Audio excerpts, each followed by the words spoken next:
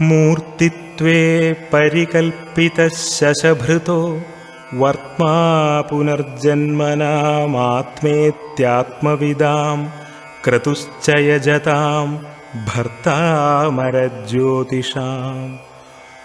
ലോകാനാം പ്രളയോദയസ്ഥിതി വിഭുശ്ചാനേകധായഃ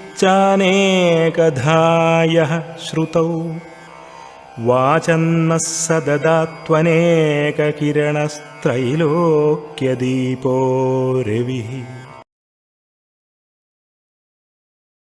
അന്ന് ശനിയെ കുറിച്ച് പഠിച്ചിട്ട് ഓരോ പാപത്തിലും ശനി നിന്നാലുള്ള ഫലം നമ്മൾ പഠിച്ചില്ല, ഓർമ്മയുണ്ടോ? അത് നമുക്ക് സമയം കിട്ടിയില്ല, അതുകൊണ്ട് നമ്മൾ ഡിസ്കസ് ചെയ്തില്ല. ഓരോ ലഗ്നത്തിൽ ശനി നിന്നാൽ, 2-ൽ നിന്നാൽ, 3-ൽ നിന്നാൽ, 4-ൽ നിന്നാൽ, 5-ൽ നിന്നാൽ പഠിച്ചില്ലല്ലോ. പിന്നെ അത് ലഗ്നത്തിൽ നിന്നാൽ മാത്രം പഠിച്ചാൽ മതി, ബാക്കിയെല്ലാം സൂര്യന് പറഞ്ഞിട്ടുള്ളത് പോലെയാണ്. ലഗ്നത്തിൽ ശനി നിൽക്കുമ്പോൾ ഒരു വ്യത്യാസം, ബാക്കിയെല്ലാം സൂര്യന് പറഞ്ഞിട്ടുള്ള പോലെ പറഞ്ഞാൽ മതി എന്ന്. ലഗ്നത്തിന് ശനി എന്നാൽ ഇത് പറയുന്നത് ഓരയില് 18ാമത്തെ ചാപ്റ്ററില് 18-ൽ 9ാമത്തെ പ്രമാണം.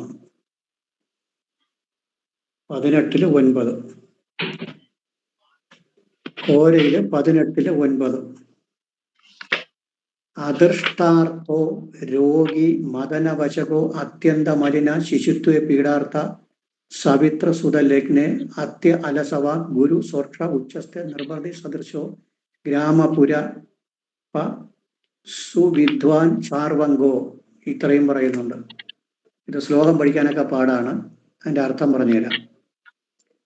ലഗ്നത്തിൽ ശനി നിന്നാലുള്ള ഫലം അദൃഷ്ട അർത്ഥോ. അദൃഷ്ടം എന്ന് പറഞ്ഞു കഴിഞ്ഞാൽ കാണാൻ കഴിയാത്ത അല്ലെങ്കിൽ ദർശിക്കാൻ കഴിയാത്ത അർത്ഥം ധനം. ധനത്തിനെ ദർശിക്കാൻ കഴിയൂല എന്ന് പറഞ്ഞാൽ ദരിദ്രൻ എന്നർത്ഥം. ശരിയല്ലേ? ദർശിക്കാൻ കഴിയാത്ത ധനം എന്ന് പറഞ്ഞാൽ അർത്ഥം, ധനത്തിന്റെ അടുത്ത് പോകാൻ കഴിയൂല എന്ന് പറഞ്ഞാൽ അർത്ഥം എന്താണ്? ദരിദ്രൻ എന്നർത്ഥം. അങ്ങേയറ്റം ദരിദ്രനായിരിക്കും. അദൃഷ്ട അർത്ഥോ ദരിദ്രനായിരിക്കും. രോഗി, രോഗത്തിന്റെ ലക്ഷണം എപ്പോഴും ഉണ്ടാകും. മദനവശകോ കാമാശീലത, ഭയങ്കരമായ സെക്സിൽ ഭയങ്കര താല്പര്യം ഉണ്ടാവും. കാമാശീലത. അത്യന്ത മലിന അങ്ങേയറ്റം മെലിഞ്ഞ ശരീരമായിരിക്കും. ശിശുത്വ പീഡാർത്ഥ, കുട്ടിക്കാലം മുതലേ രോഗം. സവിത്ര സുത ലഗ്നെ, സൂര്യപുത്രൻ. സവിത്ര എന്ന് വെച്ചാൽ സൂര്യൻ. സുതൻ സൂര്യപുത്രൻ ലഗ്നത്തിൽ നിന്നാൽ അത്യ അലസവാക്ക്. അത്യ ത്വലസവാക്ക് എന്ന് കിടപ്പുണ്ട് അവിടെ, അതിന് അത്യ അലസവാക്ക് എന്ന് എടുക്കണം. അത്യ അലസവാക്ക് എന്ന് പറഞ്ഞു കഴിഞ്ഞാൽ വ്യക്തതയില്ലാത്ത വാക്കുകൾ എന്ന് വെച്ചാൽ വിക്ക് ആയിക്കൊള്ളാം, അല്ലെങ്കിൽ വാക്കിനൊരു വ്യക്തത ഉണ്ടാവില്ല. സംസാരിക്കുന്നത് ഒരു വ്യക്തതയില്ലാത്ത സംസാര ഭാഷ. ഇത്രയാണ് പറയുന്നത്. അപ്പോൾ ദരിദ്രനായിരിക്കും, ധനമില്ലാത്തവൻ ദരിദ്രനായിരിക്കും, ഒരു പോയിന്റ്. രോഗിയായിരിക്കും, കാമാശീലത കൂടുതലായിരിക്കും. ലഗ്നത്തിൽ ശനി നിന്നാൽ ദരിദ്രനായിരിക്കും, രോഗിയായിരിക്കും, കാമാശീലത കൂടുതലായിരിക്കും, അങ്ങേയറ്റം മെലിഞ്ഞ ശരീരമായിരിക്കും. കുട്ടിക്കാലം മുതലേ അസുഖത്തിന്റെ ലക്ഷണം ഉണ്ടാകും. പിന്നെ വാക്കിന് ബുദ്ധിമുട്ടുണ്ടാവും, വ്യക്തതയില്ലാത്ത വാക്ക്. ഇത്രയുമാണ് ലഗ്നത്തിൽ ശനി നിന്നാലുള്ള ഫലം. അദൃഷ്ടാർത്ഥോ അർത്ഥം ധനം. ധനമില്ലാത്തവൻ എന്ന് വെച്ചാൽ ദരിദ്രൻ. രോഗി, രോഗാശീലത. മദനവശകോ, മദനം കാമാശീലത. അത്യന്ത മലിന മെലിന എന്ന് വെച്ചാൽ മെലിഞ്ഞ ശരീരം, സ്ലിം ബോഡി ആയിരിക്കും. ശിശുത്വ പീഡാർത്ഥ, കുട്ടിക്കാലം മുതലേ രോഗപീഠകൾ ഉണ്ടാവും. സവിത്ര സുത ലഗ്നെ അത്യ അലസവാക്ക്, സൂര്യപുത്രൻ ലഗ്നത്തിൽ നിന്നാൽ അത്യ അലസവാക്ക്, വാക്ക് വ്യക്തതയില്ലാത്ത സംസാര ഭാഷയായിരിക്കും. ഇനി ഗുരു സ്വക്ഷ ഉച്ചസ്ഥേ, അതായത് ലഗ്നത്തിൽ ശനി നിന്നാൽ ഗുരു സ്വക്ഷ ഉച്ചസ്ഥേ.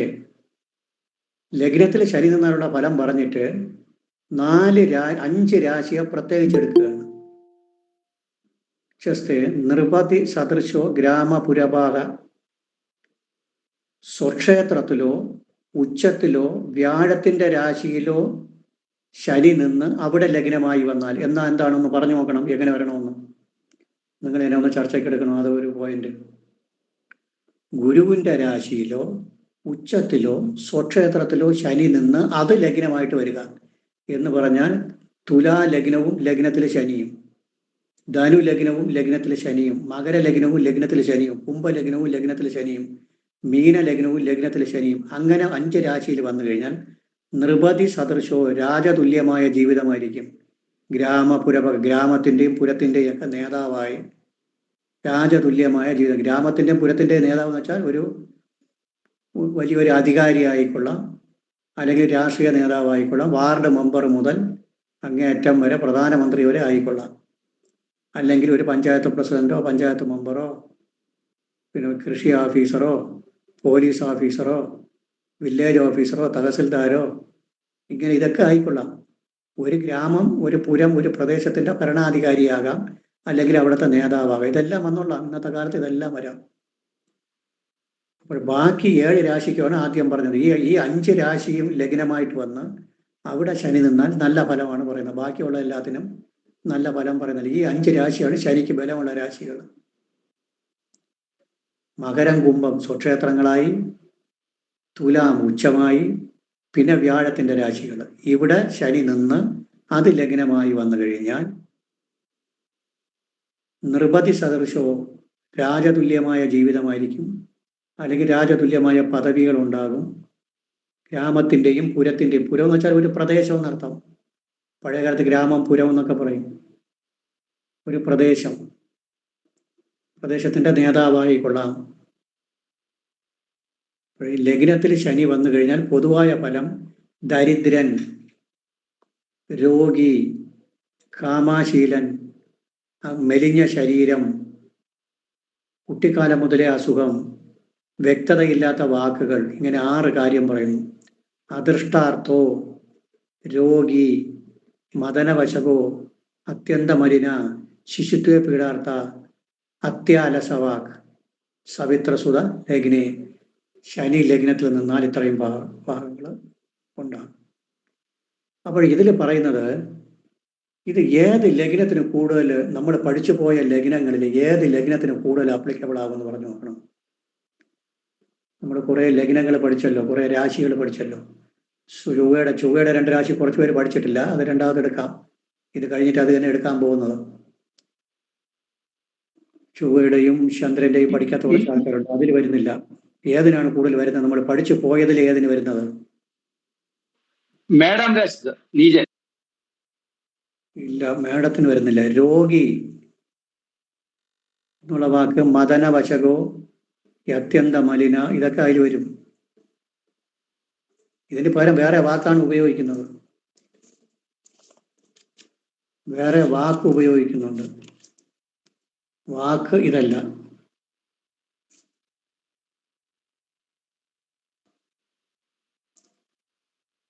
കൃശലത് ഗാത്രോ എന്നൊക്കെ പഠിച്ചു, ഓർമ്മയുണ്ടോ? ഹീനാംഗ, സരുക്ക്, തുലാം രാശിയിൽ സരുക്ക് എന്ന് പഠിച്ചു. വാക്ക് സരുക്ക് എന്ന് വെച്ചാൽ രോഗം.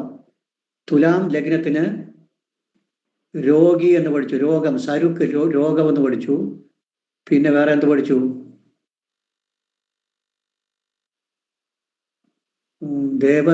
ദേവബ്രാഹ്മണ സാധു പൂജന രഥ, പിന്നെ ശുചി, പ്രാജ്ഞ, സ്ത്രീജിത, പ്രാംശു, സുന്നതനാശിയ, കൃശ ചലത് ഗാത്രോ ഒതുങ്ങി, കൃശം മെലിഞ്ഞ് നീണ്ട ശരീരം എന്ന് പഠിച്ചു. ഇവിടെ പഠിക്കുന്നു അത്യന്ത മലിന എന്ന് പഠിച്ചു. അത്ര തന്നെ വ്യത്യാസമുള്ളൂ. അത്യന്ത മലിന എന്ന് പഠിച്ചു, അത്രയേ ഉള്ളൂ വ്യത്യാസം. സരുക്ക് എന്ന് പഠിച്ചു, സരുക്ക് രോഗം. അത് അവിടെ ഈ തുലാ രാശി ശനിക്ക് ഉച്ചമാണ് എന്ന് പറഞ്ഞു തന്നപ്പോൾ വ്യക്തമായിട്ട് പറഞ്ഞു. ശനിക്ക് ഉച്ചമാണ് തുലാം രാശി, ശനിയുടെ ഉച്ചരാശിയാണ്. തുലാ ലഗ്നത്തിന് ശനി യോഗകാരകനാണ്. അതൊക്കെ നമുക്ക് രണ്ടാമത് പഠിക്കാം. യോഗകാരകത്വമൊക്കെ രണ്ടാമത് പഠിക്കാം. ഇതെല്ലാം അതിന് ആപ്ലിക്കബിൾ ആകുന്നതാണ്.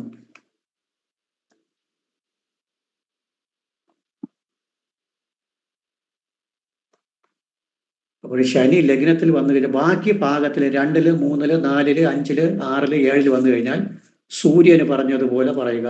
സൂര്യൻ എന്തൊക്കെയാണ് പറഞ്ഞത്? 2 സൂര്യൻ വന്നാൽ എന്താണ് പറഞ്ഞത്? പൂരി ദ്രവ്യോ നിർഭകൃത ധനോ വക്രരോഗി ദ്വിതീയകേ. മതി വിക്രമവാൻ തൃതീയക അർക്കെ, രണ്ടിൽ വന്നു കഴിഞ്ഞാൽ സർക്കാരിനാൽ അപഹരിക്കപ്പെട്ട പണം ഉണ്ടാകും, മുഖരോഗം ഉണ്ടാകും എന്ന് പഠിച്ചു. മൂന്നിൽ വന്നു കഴിഞ്ഞാൽ ബുദ്ധി സാമർഥ്യം ഉണ്ടാകും എന്നൊക്കെ പഠിച്ചു. നാലിൽ വന്നാൽ മനസ്സിന് ബുദ്ധിമുട്ടുണ്ടാകും. അഞ്ചിൽ വന്നാൽ സന്താനങ്ങൾക്ക് നല്ലതല്ല. ആറിൽ വന്നാൽ ശത്രുക്കളെ ജയിക്കും. ഏഴിൽ വന്നാൽ സ്ത്രീ പ്രഗത പരിഭവം മതക പതങ്കെ, സ്ത്രീയിൽ നിന്ന് പരിഭവം ഉണ്ടാവും. എട്ടിൽ നിന്നാൽ സ്വൽപാത്മജോ നിതര വികലേഷണത്തെ, കണ്ണിന് ദോഷം ഉണ്ടാവും, സന്താനം കുറവായിരിക്കും. ഒൻപതിൽ നിന്നാൽ ധർമ്മയാക്ക സുധാർത്ഥ സുതഭാഗ് സുതശൗര്യഭാഗ് കെ ലാഭേ പ്രഭുധനവാൻ, ഇങ്ങനെയൊക്കെ പഠിച്ചു. ആ പോയിന്റുകളെല്ലാം ബാക്കിയുള്ളിടത്തും കൂടി ഉപയോഗിച്ചോളണം. പിന്നെ ഇതിന് ഒരു കാര്യം കൂടി പറയുന്നുണ്ട്. സുവിദ്വാൻ ചാർവങ്കോ, ലഗ്നത്തിൽ ശനി നിന്നാൽ ഇത്രയും കാര്യങ്ങൾ ഓർമ്മിക്കണം. ഒന്നുകൂടി പറയാം. ദരിദ്രനായിരിക്കും, രോഗിയായിരിക്കും, കാമാശീലത ഉണ്ടാകും, അങ്ങേറ്റം മെലിഞ്ഞ ശരീരമായിരിക്കും, കുട്ടിക്കാലത്ത് രോഗാവസ്ഥ ഉണ്ടാകും, വാക്ക് വ്യക്തതയില്ലാത്ത വാക്കിന് ഉടമയായിരിക്കും. പിന്നെ രണ്ട് കാര്യം കൂടെ പറയുന്നു. ഒരു കാര്യമുള്ളത്, വ്യാഴത്തിൻ്റെ രാശിയിലോ എന്ന് പറഞ്ഞു കഴിഞ്ഞാൽ തുലാം, ധനു, മകരം, കുംഭം, മീനം, ഇത്രയും രാശി ലഗ്നമായി അവിടെ ശനി വന്നു കഴിഞ്ഞാൽ എന്താണ്, രാജതുല്യമായ ജീവിതവും ഗ്രാമങ്ങളുടെയൊക്കെ നേതാവായിട്ടിരിക്കും. പിന്നെ സുവിദ്വാൻ, നല്ല വിദ്വാനായിരിക്കും. ചാർവങ്കോ, നല്ല ശരീരപ്രകൃതവുമായിരിക്കും. ചാർവങ്കോ എന്ന് വെച്ചാൽ നല്ല ശരീരപ്രകൃതം. ചാർവ നല്ല മനോഹരമായ ശരീരവും ഉണ്ടായിരിക്കും. മനോഹരമായ, കാണാൻ നല്ല ഭംഗിയുള്ളവനായിരിക്കും. വിദ്വാനായിരിക്കും, കാണാൻ ഭംഗിയും ഉണ്ടാവും. ഇത് വന്നിട്ട് ഈ 5 ലഗ്നത്തിനുമാണ് പോയിന്റ്. ചാർവങ്ക, സുവിദ്വാൻ ചാർവങ്ക, നല്ല വിദ്വാനായിരിക്കും, കാണാൻ ഭംഗിയും ഉണ്ടായിരിക്കും. ഇത്രയും ഒന്ന് എഴുതിയിട്ട് മകരലഗ്നം പഠിക്കാം. ഒന്ന് എഴുതണം. ശനിയുടെ ഭാവഫലം, ശനിയുടെ ഭാവഫലം. ഓര 18-ൽ 9 എന്നിട്ടുള്ളൂ.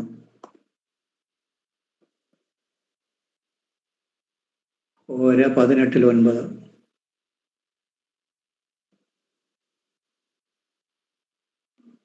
ശനി ലഗ്നത്തിൽ നിന്നാൽ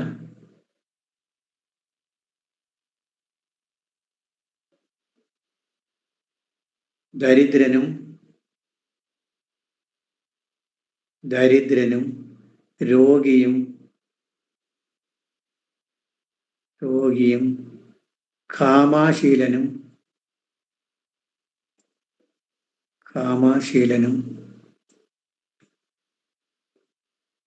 മെലിഞ്ഞ ശരീരപ്രകൃതവും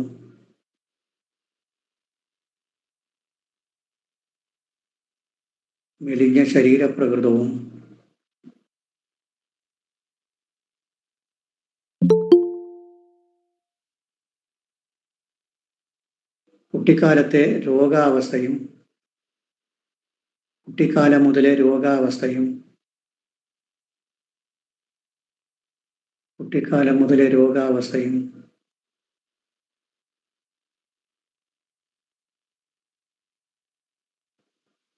വ്യക്തതയില്ലാത്ത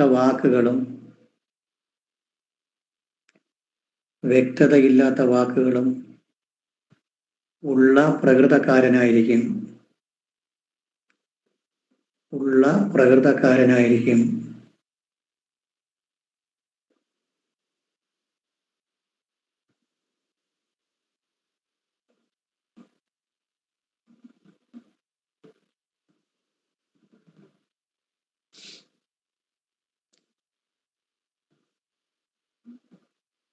അടുത്ത ലൈനില്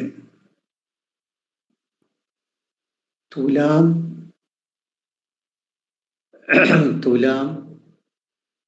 ധനു മകരം കുംഭം മീനം. തുലാം ധനു മകരം കുംഭം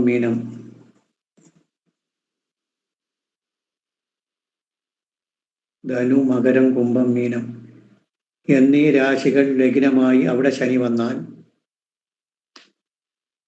എന്നീ രാശികൾ ലഗ്നമായി അവിടെ ശനി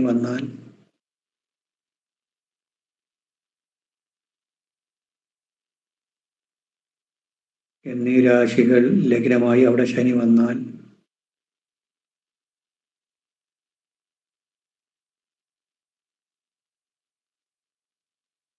രാജതുല്യമായ ജീവിതവും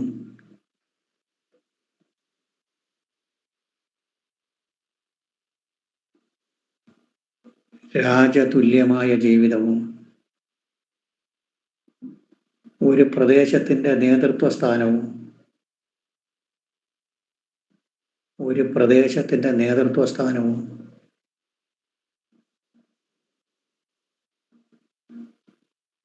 വിദ്വാനായും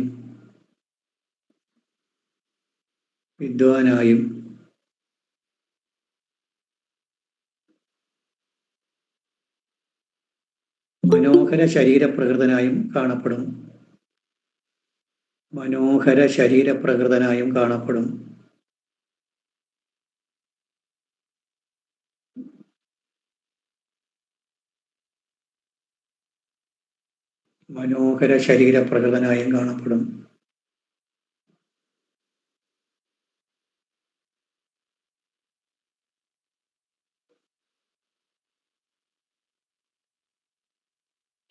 ഇനി മകരലഗ്നം.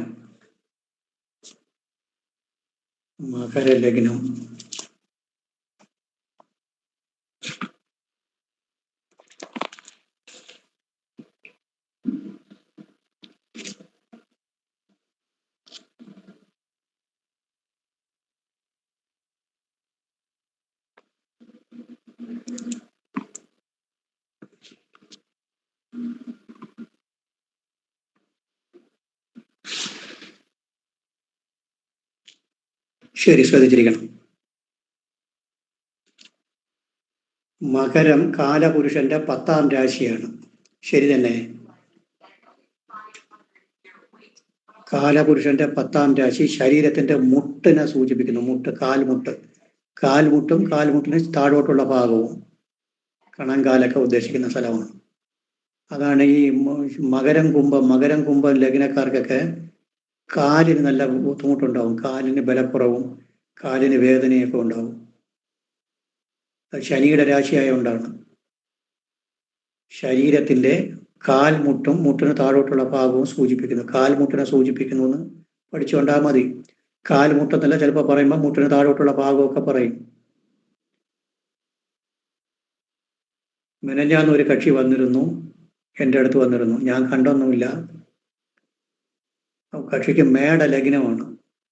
അപ്പോൾ ഞാൻ എടുത്തോലെ ചോദിച്ചു, മേട ലഗ്നം കാൽമുട്ടിന് എന്തെങ്കിലും ബുദ്ധിമുട്ടുണ്ടോയെന്ന്. അപ്പോൾ കാൽമുട്ടിൽ അദ്ദേഹം പ്ലാസ്റ്ററൊക്കെ ഇട്ട് റെഡിയാക്കി വെച്ചൊക്കെയാണ്. മുട്ടെന്തോ ഒരു മിലിറ്ററിക്കാരനാണ്. എന്തോ കാലിൻ്റെ ചിരട്ടയൊക്കെ ഇളകി കുഴപ്പമായി ചികിത്സയിലാണ്. അത് വളരെ കൃത്യമായിരുന്നു. 1990-91 ഡേറ്റ് ഓഫ് ബർത്ത്. അതെല്ലാം ചില സമയത്ത് നമ്മൾ ചോദിക്കുന്നതെല്ലാം പഠിച്ചു വച്ചിരിക്കുന്ന പോയിന്റുകൾ എടുത്ത് അടിച്ചു കൊടുക്കുമ്പോൾ വളരെ കൃത്യമായിട്ട് കിട്ടും. അത് നമ്മുടെ ഭാഗ്യമാണ്. മകരൻ രാശി ശരീരത്തിന്റെ, അതായത് കാലപുരുഷന്റെ 10ാം രാശിയാണ്. ശരീരത്തിന്റെ കാൽമുട്ടിനെ സൂചിപ്പിക്കുന്നു. ഇത് ചരരാശിയാണ്. ചരരാശിയുടെ പ്രത്യേകത എന്താണ് പറഞ്ഞു നോക്കണം. ഭയങ്കര നല്ല ആക്റ്റീവായിരിക്കും, സഞ്ചാരശീലമുള്ളവരായിരിക്കും. അതാണ് ചരരാശിയുടെ പ്രത്യേകത. ആക്റ്റീവായിരിക്കും, നല്ല ആക്റ്റീവായിരിക്കും. അതോടൊപ്പം നല്ല സഞ്ചാരശീലമുള്ളവരായിരിക്കും. പിന്നെ സ്ത്രീ രാശിയാണ്. സ്ത്രൈണ സ്വഭാവം പ്രകടിപ്പിക്കും. ചരരാശി, സ്ത്രീ രാശി, പിന്നെ കാലപുരുഷന്റെ 10ാം രാശി. ഇവിടുത്തെ അടയാളം എന്താണ്?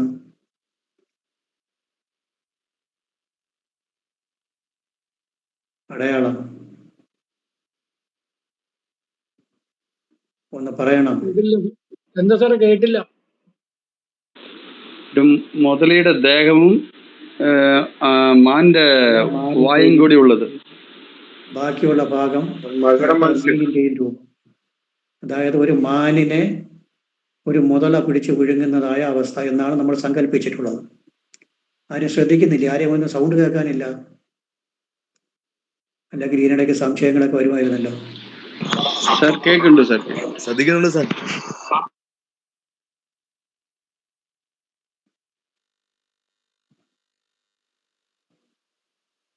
ഒരാള് പറയാൻ വേണ്ടി ശ്രമിക്കുന്നുണ്ട്.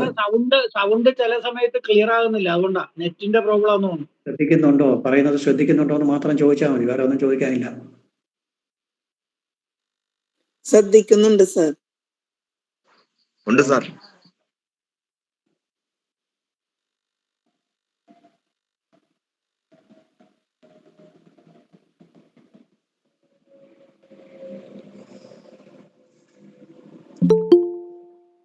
ഹലോ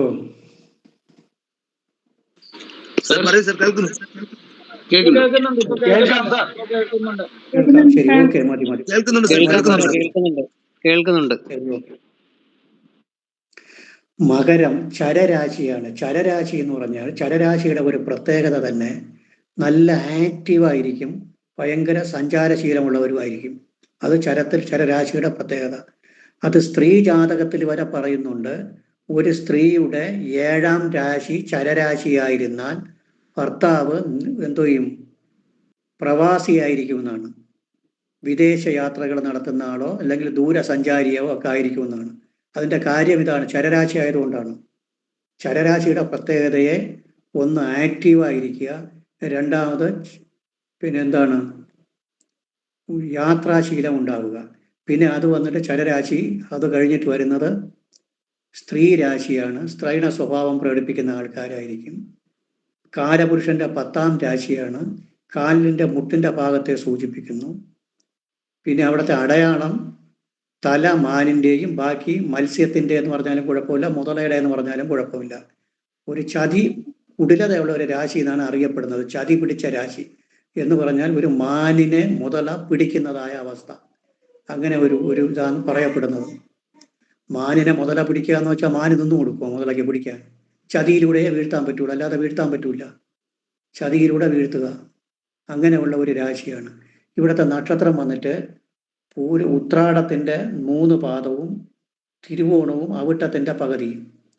ഉത്രാടത്തിൻ്റെ 2, 3, 4 പാദങ്ങൾ, ഉത്രാടത്തിൻ്റെ 3/4 ഭാഗവും തിരുവോണവും അവിട്ടത്തിൻ്റെ പകുതിയാണ് ഇവിടുത്തെ നക്ഷത്രങ്ങൾ. ഉത്രാടം 3 പാദം, അവിട്ടം തിരുവോണത്തിൻ്റെ പൂർണ്ണമായിട്ട് തിരുവോണം, അവിട്ടത്തിൻ്റെ 2 പാദവും ചേർന്നാണ് ഇവിടുത്തെ നക്ഷത്രപാദങ്ങൾ. അപ്പോൾ ചരരാശിയാണ്. കാലപുരുഷന്റെ 10ാം രാശിയാണ്. കാലിൻ്റെ മുട്ടിൻ്റെ ഭാഗത്തെ സൂചിപ്പിക്കുന്നു. ചരരാശിയാണ്. ചരരാശിയാകുമ്പോൾ ചലന നല്ല ആക്റ്റീവായിരിക്കും, അതോടൊപ്പം യാത്രാശീലമുള്ളവരായിരിക്കും. സ്ത്രീ രാശിയാണ്. ഇവിടുത്തെ നക്ഷത്രം വന്നിട്ട് ഇവിടുത്തെ അടയാളം വന്നിട്ട് മാനിനെ മുതല പിടിക്കുന്ന അവസ്ഥ. തല മാനിൻ്റെയും ബാക്കി മത്സ്യത്തിൻ്റെയും രൂപമാണ്. അതിൻ്റെ രംഗമൊക്കെ ഇതിനകത്ത് വരും, പറയുമ്പോൾ ഇതിനകത്ത് വരും. പിന്നെ ഇവിടുത്തെ നക്ഷത്രങ്ങൾ ഉത്രാടത്തിൻ്റെ 3 പാദം, തിരുവോണം, അവിട്ടത്തിൻ്റെ പകുതി. ഇനി ഈ രാശിയിൽ എന്തൊക്കെ പറയുന്നു? 16ാമത്തെ ചാപ്റ്ററിൽ 10ാമത്തെ ശ്ലോകമാണ്. അത് ആദ്യമാണെങ്കിൽ ഒന്ന് വായിക്കാം. നിത്യം ലാളയതി സ്വധാരതനയാൻ ധർമ്മധ്വജോ അധകൃശ സ്വക്ഷ ക്ഷാമകടിർ ഗ്രഹീത വചന സൗഭാഗ്യയുക്തോ അലസ ശീതാലുർ മനുജോ അടനശ്ച മകരെ സത്വാധിക കാവ്യകൃത് ലുപ്തോ അഗമ്യ ജരാങ്കനാസു നിരത സത്യക്ത ലജ്ജോ അഹൃണ.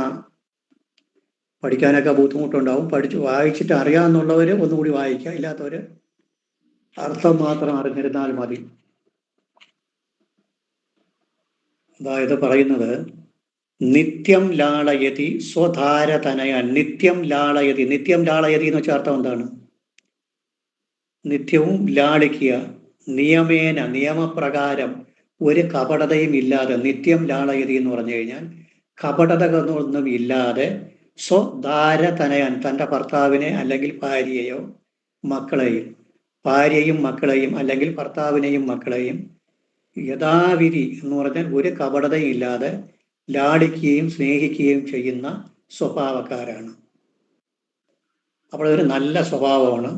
സ്വന്തം ഭാര്യയും മക്കളെയും അങ്ങേയറ്റം നിയമേന, കപടതകളില്ലാതെ, അതാണ് നിത്യം ലാളയതി. കപടതകളില്ലാതെ എന്ന് പറഞ്ഞാൽ യഥാർത്ഥത്തിൽ സത്യാവസ്ഥയിൽ യാഥാർത്ഥ്യമായിട്ട് ഭാര്യയും മക്കളെയും ലാളിക്കുക, സ്നേഹിക്കുന്ന സ്വഭാവക്കാർ. നിത്യം ലാളയതി സ്വധാരതനയാൻ. ഭാര്യയും അല്ലെങ്കിൽ ഭർത്താവിനെയും മക്കളെയും നിയമാനുസൃതം സ്നേഹിക്കുകയും ലാളിക്കുകയും ചെയ്യുന്നവർ. ധർമ്മധ്വജോ, അടുത്ത് പറയുന്നത് നല്ല വാക്കല്ല, നേരെ ഉരുട്ടി തലകുത്തനെ അടിച്ചു കൊടുത്തു.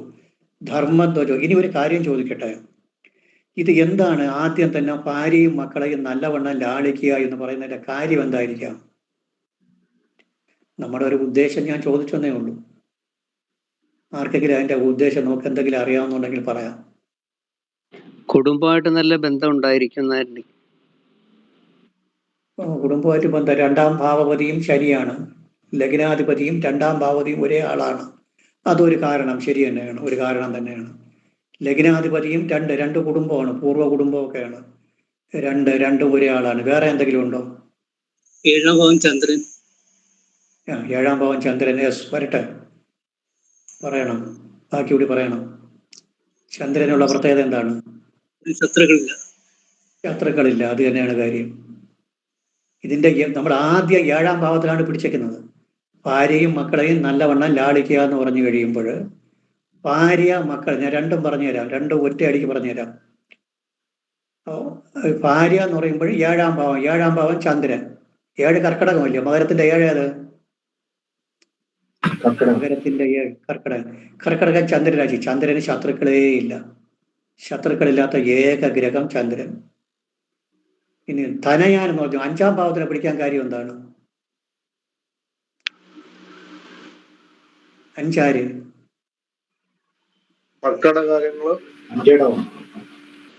ഇടം. 5 ഇടമാണ്, മകരത്തിന് 5 ഇടം. ഇടവത്തിന്റെ പ്രത്യേകത എന്താണ്? ചന്ദ്രന്റെ ഉച്ചരാശി. ചന്ദ്രന്റെ ഉച്ചരാശി മാത്രമല്ല, ശനിക്ക് ശുക്രൻ യോഗകാരകനാണ്. ശനിക്ക് ശുക്രൻ യോഗകാരകൻ. ശനിയുടെ ലഗ്നക്കാർക്ക് ശുക്രൻ 5-ന്റെയും 10-ന്റെയും അധിപതി. ശരിയെ നോക്കി, മകര ലഗ്നത്തിന് ശുക്രൻ ഇടവം, ശുക്രന്റെ രാശി 5, തുലാം ശുക്രന്റെ രാശി 10, 5 ത്രികോണം, 10 കേന്ദ്രം. ശരി തന്നെ. മകരം രാശിക്കാർക്ക് ശുക്രന്റെ രാശി എന്ന് പറയുന്നത്, ശുക്രൻ ഇടവത്തിന്റെയും തുലാത്തിന്റെയും അധിപതി. ഇടവം 5-ാം ഭാവം, തുലാം 10-ാം ഭാവം, 5 ത്രികോണം, 10 കേന്ദ്രം. അതാണ് 5-നെ കയറി പിടിച്ചത്. അതൊന്ന്. 2 ചന്ദ്രന്റെ ഉച്ചരാശിയും കൂടെയാണ്. അങ്ങനെയും ഉണ്ട് 5-ാം ഭാവം. അതായിരിക്കാം സ്വതാര തനയാൻ എന്ന് പറഞ്ഞത്. മക്കളോടൊപ്പം ഭാര്യയുടെ അടുത്തും നല്ല സ്നേഹമുള്ളവരായിരിക്കും, നിയമേന സ്നേഹിക്കുന്നവരായിരിക്കും, ലാളിക്കുന്നവരായിരിക്കും. അടുത്ത് 2-ാമത് പറയുന്നത് ധർമ്മധ്വജോ. ധർമ്മം അറിഞ്ഞവര്, പക്ഷെ ധാർമ്മികത്വം ഉണ്ടെന്ന് തോന്നിക്കത്തക്ക രീതിയിൽ പ്രവർത്തിക്കും. ഞാൻ ധർമ്മിഷ്ഠനാണ്, ഞാൻ മിടുക്കനാണ്, ഞാൻ എല്ലാം നോക്കിയെടുത്തൊക്കെ ചെയ്യുള്ളൂ എന്ന് അഭിനയിക്കുന്നവര്. അങ്ങനെ പറയേണ്ട കാര്യം എന്താണ്? ധർമ്മധ്വജോ, ധാർമ്മികത്വം അഭിനയിക്കുന്നവർ, അല്ലെങ്കിൽ ധർമ്മം അറിയുന്നവരെ പോലെ അഭിനയിക്കുക. അങ്ങനെ പറയേണ്ട കാര്യം എന്താണ്? വേഴത്തിന്റെ നീചരാശി. അതായത് ധർമ്മത്തെ കുറിച്ച് പറയുമ്പോൾ ധർമ്മത്തിനെ കുറിച്ച് സൂചിപ്പിക്കുന്ന ഗ്രഹം വ്യാഴമാണ്. വ്യാഴത്തിന് മകരൻ രാശിയായിട്ടുള്ള ബന്ധം എന്താണ്? നീചം, ബലമില്ല. 3-ന്റെയും 12-ന്റെയും അധിപതിയാണ്. 3-ാം ഭാവപതിയാണ്, 12-ാം ഭാവപതിയാണ്. 3-ാം ഭാവപതി, 12-ാം ഭാവപതി. അതിന് ലഗ്നത്തിൽ നീചം. ആർക്കാണ് അവിടെ ഉച്ചം? ചൊവ്വ അഹങ്കാരത്തിന്റെ ആളാണ്. സാധ്യ ഗുണമുള്ള വ്യാഴത്തിന് നീചവും. അതോടൊപ്പം ചൊവ്വ എന്തോന്ന് ഗുണം?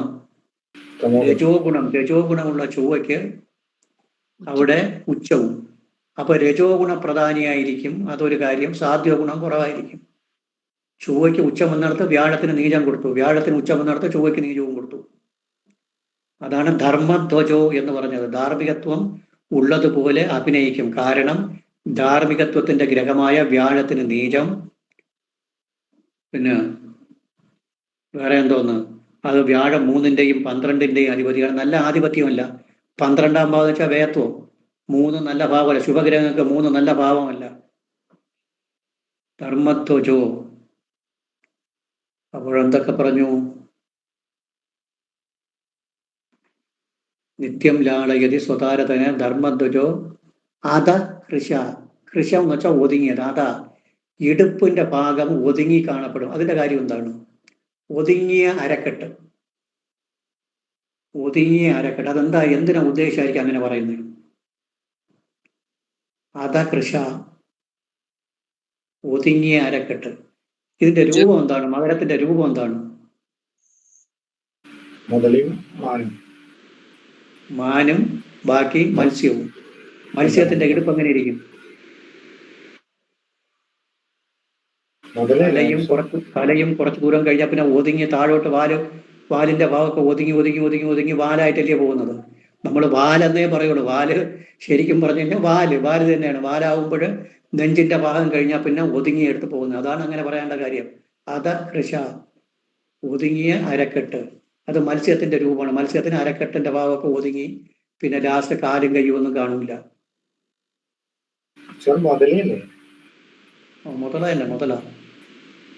മുതല മത്സ്യത്തിന്റെ വർഗം. മത്സ്യത്തിനെ പോലെ തന്നെയല്ലോ രൂപം കാണുമ്പോൾ ഇങ്ങനെയല്ലേ വരുന്നത്. കൃഷ, ഒതുങ്ങിയ അരക്കെട്ട് മുതലയുടെ രൂപമാണ്. പിന്നെ സ്വക്ഷ, ഇക്ഷ. സ്വക്ഷ എന്ന് വെച്ചാൽ എന്താണ്? സ്വക്ഷൻ എന്ന് വെച്ചാൽ ഭംഗിയുള്ള, ഇക്ഷൻ സ്വക്ഷൻ എന്ന് വെച്ചാൽ ശോഭയോട് കൂടിയ കണ്ണുകൾ. നല്ല ഭംഗിയുള്ള കണ്ണുകളായിരിക്കും അവർക്ക്. ഭംഗിയുള്ള കണ്ണുകൾ. മീനാക്ഷി എന്ന് പറയുമ്പോൾ മീനിന്റെ കണ്ണുകൾ എന്ന് പറയുന്നത് മീനാക്ഷി. മീനിന്റെ കണ്ണുകൾ ഭംഗിയുള്ള കണ്ണുകളായിരിക്കും. സ്വക്ഷ. എന്ന് വെച്ചാൽ കണ്ണിനെയാണ് ഉദ്ദേശിക്കുന്നത്. സ്വക്ഷ എന്ന് വെച്ചാൽ നല്ല ഭംഗിയുള്ള കണ്ണുകൾ. അപ്പോൾ ഭാര്യയും മക്കളെയും നല്ലവണ്ണം നിയമേന ലാളിക്കുകയും സ്നേഹിക്കുകയും ചെയ്യുന്നവരായിരിക്കും. ധർമ്മത്തെ അറിയുന്നവർ പോലെ, ധാർമ്മികത്വം ഉള്ളതുപോലെ അഭിനയിക്കുന്നവരായിരിക്കും. യഥാർത്ഥ ധാർമ്മികത്വം ഉണ്ടായിരിക്കില്ല. അതിൻ്റെ കാര്യങ്ങളൊക്കെ പറഞ്ഞു തന്നതാണ്. അതൊക്കെ നമുക്ക് ഡീറ്റെയിൽ നോട്ടിൽ എഴുതാം. പിന്നെ ഭംഗിയുള്ള കണ്ണുകളായിരിക്കും. ഭംഗിയുള്ള കണ്ണുകൾ. ഇടുപ്പിന്റെ ഭാഗം ഒതുങ്ങിയ ഇടുപ്പ്, ഒതുങ്ങിയ അരക്കെട്ടുള്ളതായിരിക്കും. ക്ഷാമകടിർ ഗ്രഹീത വചന. ക്ഷാമകടിർ ഗ്രഹീത വചന എന്ന് വെച്ചാൽ എന്താ ഉദ്ദേശിക്കുന്നത്? ക്ഷമ വെച്ചാൽ ക്ഷയിച്ചത്. കടി, അരക്കെട്ട് ക്ഷയിച്ചത്. വീണ്ടും അത് തന്നെ വരുന്നത് ക്ഷയിച്ച അരക്കെട്ട്. ക്ഷാമകടി എന്ന് പറഞ്ഞാൽ ക്ഷയിച്ച അരക്കെട്ട്. ആദ്യം പറഞ്ഞത് തന്നെ വീണ്ടും വരുന്നത്. അരക്കെട്ട് ക്ഷയിച്ചിരിക്കും. ക്ഷയിച്ച അരക്കെട്ട് ആദ്യം പറഞ്ഞ തന്നെ വീണ്ടും വരുന്നത്. ക്ഷാമകടി ഗ്രഹീത വചന, ക്ഷയിച്ച അരക്കെട്ട്. സൗഭാഗ്യയുക്ത അലസ. സൗഭാഗ്യയുക്തം അലസതായിരിക്കും. നല്ല സൗഭാഗ്യമുള്ളവരായിരിക്കും. സൗഭാഗ്യമുള്ളവരെന്ന് പറയേണ്ട കാര്യം എന്താണ്? അതാണ് മെയിൻ പോയിന്റ്. ബാക്കിയുള്ളൊന്നും ശ്രദ്ധിച്ചില്ലെങ്കിലും കുഴപ്പമില്ല. സൗഭാഗ്യമുള്ളവരെന്ന് പറയേണ്ട കാര്യം പറഞ്ഞു. സൗഭാഗ്യത്തെ സൂചിപ്പിക്കുന്ന ഗ്രഹം ആരാണ്? 3 10 3 10 നിൽക്കുന്നു. സൗഭാഗ്യം ഉദ്ദേശിക്കുന്നത് ഗ്രഹം ആരാണ്? ഗ്രഹം ശുക്രൻ. ശുക്രൻ ഇവിടെ യോഗകാരകനാണ്. അത് തന്നെ കാര്യം. ശുക്രൻ 5ന്റെയും 10ന്റെയും അധിപതി. ഈ ലഗ്നത്തിന് ശുക്രൻ യോഗകാരകത്താണ്. സൗഭാഗ്യയുക്തം, നല്ല സൗഭാഗ്യത്തോടു കൂടിയ ജീവിതമായിരിക്കും. ആഡംബര ജീവിതം, ലൗകിക ജീവിതത്തിൻ്റെക്കാള് ശുക്രനാണ്. ആ ശുക്രൻ എവിടെ നിന്നാലും കുഴപ്പമില്ലെന്നാണ് പറയുന്നത്. നീചമാകാതിരുന്നാൽ, മകരം രാശിക്കാർക്ക് ശുക്രൻ നീചമല്ലാതെ എവിടെ നിന്നാലും നല്ലതേ കഴിയുള്ളൂ. മകരം രാശിക്കാർക്ക് ശുക്രൻ യോഗകാരൻ. ശുക്രനെ സംബന്ധിച്ച് നല്ലൊരു ഗ്രഹമാണ്. 12ൽ നിന്ന് കഴിഞ്ഞാൽ വരെ നല്ലത് ചെയ്യുന്ന ഒരു ഗ്രഹമാണ്. ഏറ്റവും കൂടുതൽ ഭാവത്തിന് നല്ല ഗുണം ചെയ്യുന്ന ഗ്രഹം ശുക്രനാണ്. ഏത് ഭാവത്തിൽ നിന്നാലും നല്ലതേ ചെയ്യുള്ളൂ. 12ൽ നിന്നാൽ നല്ല സ്വഭാവം കാണിക്കുന്ന ഗ്രഹമാണ് ശുക്രൻ. അപ്പോൾ സ്വക്ഷ, കടിപ്രദേശം, ക്ഷയിച്ച കടിപ്രദേശം. സൗഭാഗ്യയുക്തോ അലസത ഉണ്ടായിരിക്കും. അലസത എന്ന് പറയാൻ കാര്യം ശനിയുടെ രാശിയാണ്ടാണ് അലസ. മന്നോ അലസ പഠിച്ചില്ലേ? പഠിച്ചത് ഓർമ്മയുണ്ടോ? മന്നോ അലസ എന്ന് പഠിച്ചു, ഓർമ്മയുണ്ടോ? ശനിയുടെ സ്വഭാവം പറയുന്നു, അത്രയേ ഉള്ളൂ. പക്ഷെ നമ്മൾ കണ്ടുവരുന്നത് അങ്ങനെ അലസതയൊന്നുമില്ല. ഒരു നല്ല കോൺസെൻട്രേഷൻ ഉള്ള ആളുകളാണ്. അലസത പോലെ തോന്നും. നമ്മൾ വീട്ടിൽ മകരം രാശിയിൽ ജനിച്ച കുഞ്ഞുങ്ങൾ ആരെങ്കിലും ഉണ്ടെങ്കിൽ ശ്രദ്ധിച്ചു നോക്കണം. മകര ലഗ്നമോ മകരം രാശിയോ. ഇപ്പോൾ വായിച്ചുകൊണ്ടൊക്കെ ഇരിക്കുമ്പോഴും നമുക്ക് തോന്നും ചിലപ്പോൾ ഉറക്കം തൂങ്ങുകയോ അല്ലെങ്കിൽ ശ്രദ്ധിക്കുന്നില്ല എന്നുപോലെ തോന്നും. പക്ഷെ നല്ല കോൺസെൻട്രേഷൻ ആയിരിക്കും അവർക്ക്. എനിക്ക് മകരത്തിന്റെ ഒരാൾ എൻ്റെ വീട്ടിലുണ്ട്, അതുകൊണ്ടാണ് പറയുന്നത്. ആദ്യമൊക്കെ ഞാൻ വിചാരിച്ചു സ്വാമി പോലെ വിടുകയാണ്. നോട്ടിനെ പിടിച്ച് നോക്കുമ്പോൾ കറക്റ്റാ പറയുമില്ല. അങ്ങനെ ഇരിക്കുന്ന കാണാം. ശരിക്കും ഗ്രഹിക്കുകയും ചെയ്യും. ഒരു അലസത പോലെ തോന്നുന്നതാണ്, ശരിക്കും അലസതയല്ല. അലസ. അപ്പോൾ ഒന്നുകൂടി പറഞ്ഞു കഴിഞ്ഞാൽ, ഭാര്യയും മക്കളെയും നിയമേന അല്ലെങ്കിൽ യഥാർത്ഥത്തിൽ സ്നേഹിക്കുകയും ലാളിക്കുകയും ചെയ്യുന്നവരായിരിക്കും. കാരണം 7ാം ഭാവപതി ചന്ദ്രനാണ്. ചന്ദ്രന് ശത്രുക്കളില്ലാത്ത ഗ്രഹമാണ്. 5ാം ഭാവതി ശുക്രൻ യോഗകാരകനാണ്. അതാണ് സന്താനത്തെയും ഭാര്യയും വിളിക്കാനുള്ള കാരണമായിരിക്കാം എന്ന് പറയുന്നൊന്നുമില്ല. നമ്മുടെ ആചാര്യന്മാരുടെ അഭിപ്രായമാണ് ഇതൊക്കെ. നിത്യം ലാളെ സ്വധാര തനയാൻ നിത്യം ലാളെ ധർമ്മധ്വജോ. ധാർമ്മികത്വം ഉള്ളതുപോലെ അഭിനയിക്കും, യഥാർത്ഥത്തിൽ ഉണ്ടാകില്ല. കാരണം ധാർമ്മികത്വത്തിന്റെ ഗ്രഹമായ വ്യാഴത്തിനിവിടെ നീചം. അത് തന്നെ കാര്യം. 3 6 3 12 ആധിപത്യവും. അത കൃഷഭാഗം കൃഷമായിരിക്കും, അല്ലെങ്കിൽ ഒതുങ്ങിയ ഇടുപ്പുള്ളവരായിരിക്കും. സ്വക്ഷ ഭംഗിയുള്ള കണ്ണുകളും പിന്നെ ക്ഷാമകടി ഒതുങ്ങിയ ഇടുപ്പുള്ളവരും സൗഭാഗ്യമുള്ളവരും അലസതയുള്ളവരുമായിരിക്കും. അടുത്ത ശീതാലൂർ മനുജോ അടനശ്ച. ശീതാലൂർ തണുപ്പ് സഹിക്കാത്തവരായിരിക്കും. ആരെങ്കിലും അറിയാമോ ഇങ്ങനെ മകരൻ രാശിയിൽ ജനിച്ച ആൾക്കാരെ അറിയാമോ തണുപ്പിനോട് ഭയങ്കര സഹിക്കാത്തവരായിരിക്കുമെന്ന്? അതുള്ളത് തന്നെ. പക്ഷെ എനിക്കതിനോട് വിശ്വാസമില്ല. എൻ്റെ വീട്ടിലുള്ള ആൾ തണുപ്പ് വളരെ ഇഷ്ടപ്പെടുന്ന ആളാണ്.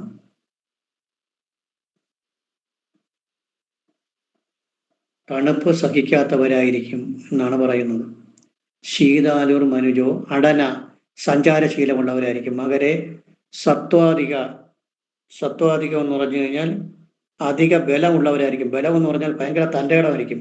സത്വാധിക എന്ന് ഉദ്ദേശിക്കുന്നത് അധിക ബലം എന്ന് പറഞ്ഞു കഴിഞ്ഞാൽ ഈ മുതലയുടെ സ്വഭാവമാണ്. കാണുന്നത് പോലെയല്ല, ഒരു ആനയെ കിട്ടിയാലും പിടിച്ച് വലിച്ചു കളയും. വെള്ളത്തിൽ കിടക്കുമ്പോൾ ആനയെ കിട്ടിയാലും പിടിച്ചു വലിക്കുന്നത്, അത് ഭയങ്കര ബലം. ബലത്തിൽ ഉപരി പറയുന്നത് മനോബലം ഭയങ്കരമായിരിക്കുന്നതാണ്. ഭയങ്കര തൻ്റെ ഇടമായിരിക്കും. ബലം ഉദ്ദേശിക്കുന്ന മനോബലത്തിനാണ് ഉദ്ദേശിക്കുന്നത്. നല്ല ധൈര്യശാലികളായിരിക്കും. മനസ്സിനും ശരീരത്തിനും നല്ല ബലം. സത്വാധിക എന്ന് വെച്ചാൽ അധിക ബലമുള്ളവരായിരിക്കും. ബലം മനസ്സിനും ശരീരത്തിനും. തിരുക്കുറൾ കേട്ടിട്ടുണ്ടോ? ആരെങ്കിലും തിരുക്കുറളെന്ന് കേട്ടിട്ടുണ്ടോ? തമിഴിലൊരു ഗ്രന്ഥമുണ്ട്, കേട്ടിട്ടുള്ളവരാരെയും ഉണ്ടോ? കേട്ടിട്ടുണ്ട് സാർ. ഒരു കവിതയുണ്ട്, നല്ല രസകരമായ കവിതയാണ്. നെടും പുനലുൾ വെല്ലും മുതലൈ അടും പുനലുൾ വെല്ലും അതനൈ പിറയെന്ന്. ശരണ സാർ കേട്ടിട്ടുണ്ടോ? പൊള്ളാച്ചി സാർ നല്ലപോലെ കേട്ടിട്ടുണ്ട് സാർ, ഞാൻ പഠിച്ചിട്ടുണ്ട്. നെടും പുനലുൾ വെല്ലും മുതലൈ അടും പുനലുൾ വെല്ലും അതിനെ പിറയെന്ന്. പുനൽ എന്ന് വെച്ചാൽ വെള്ളപ്പൊക്കം. പുനൽ എന്ന് വെച്ചാൽ വെള്ളപ്പൊക്കത്തിനാണ് പുനൽ എന്ന് പറയുന്നത്. വെറും വെള്ളത്തിനല്ല. വെള്ളത്തിന്റെ അകത്ത് മുതല കിടന്നാൽ അത് എല്ലാ മൃഗങ്ങളെയും ജയിക്കുമെന്നാണ്. ആന വന്നിരുന്നാലും ആനയെ അവരെ വെട്ടി മലർത്തും. നെടും പുനലുൾ വെല്ലും എന്ന് വെച്ചാൽ വിജയിക്കും. അടും പുനലുൾ കരയിൽ കയറി കഴിഞ്ഞാൽ അതിനെ ബാക്കിയുള്ള മൃഗങ്ങൾ ജയിക്കുമെന്ന്. കരയിൽ കയറി കഴിഞ്ഞാൽ ഉറുമ്പ് വരെ ആയിരിക്കും. വെള്ളത്തിലെ രാജാവ് കരയിൽ കയറി കഴിഞ്ഞാൽ തീർന്നു, പൂജ്യം. ഒരു ഭയങ്കരപ്പെട്ട ഒരു കവിതയാണത്. നെടും പുനലുൾ വെല്ലും മുതലേ അടുപ്പുനലുൾ വെല്ലും അതനെ പുറ. ശരി, പോട്ടെ. നമുക്ക് അതിൻ്റെ ഇടയിൽ കൂടി ഒരു പോയിന്റ് കൂടി വന്നുപോയി. തണുപ്പ് സഹിക്കാത്തവരും അതോടൊപ്പം സഞ്ചാരശീലമുള്ളവരും പിന്നെ അധികമായ ബലമുള്ളതും കാവ്യ രചനയ്ക്കൊക്കെ നല്ല താല്പര്യമായിരിക്കും. കാവ്യരചനകളൊക്കെ എഴുത്ത് വായനയിലൊക്കെ നല്ല താല്പര്യമുണ്ട്. അതിൻ്റെ കാര്യം എന്താണ്? കാവ്യരചന എന്ന് പറയുമ്പോൾ എഴുത്ത് വായനയിലൊക്കെ താല്പര്യം എന്നർത്ഥം. അതിൻ്റെ കാര്യം എന്തായിരിക്കാം? 2ാം ഭാവാധിപൻ ശനിയാണ്. 2ആണ് വിദ്യയെ സൂചിപ്പിക്കുന്നത്. ലഗ്നവും 2ഉം ഒരേ ആള്.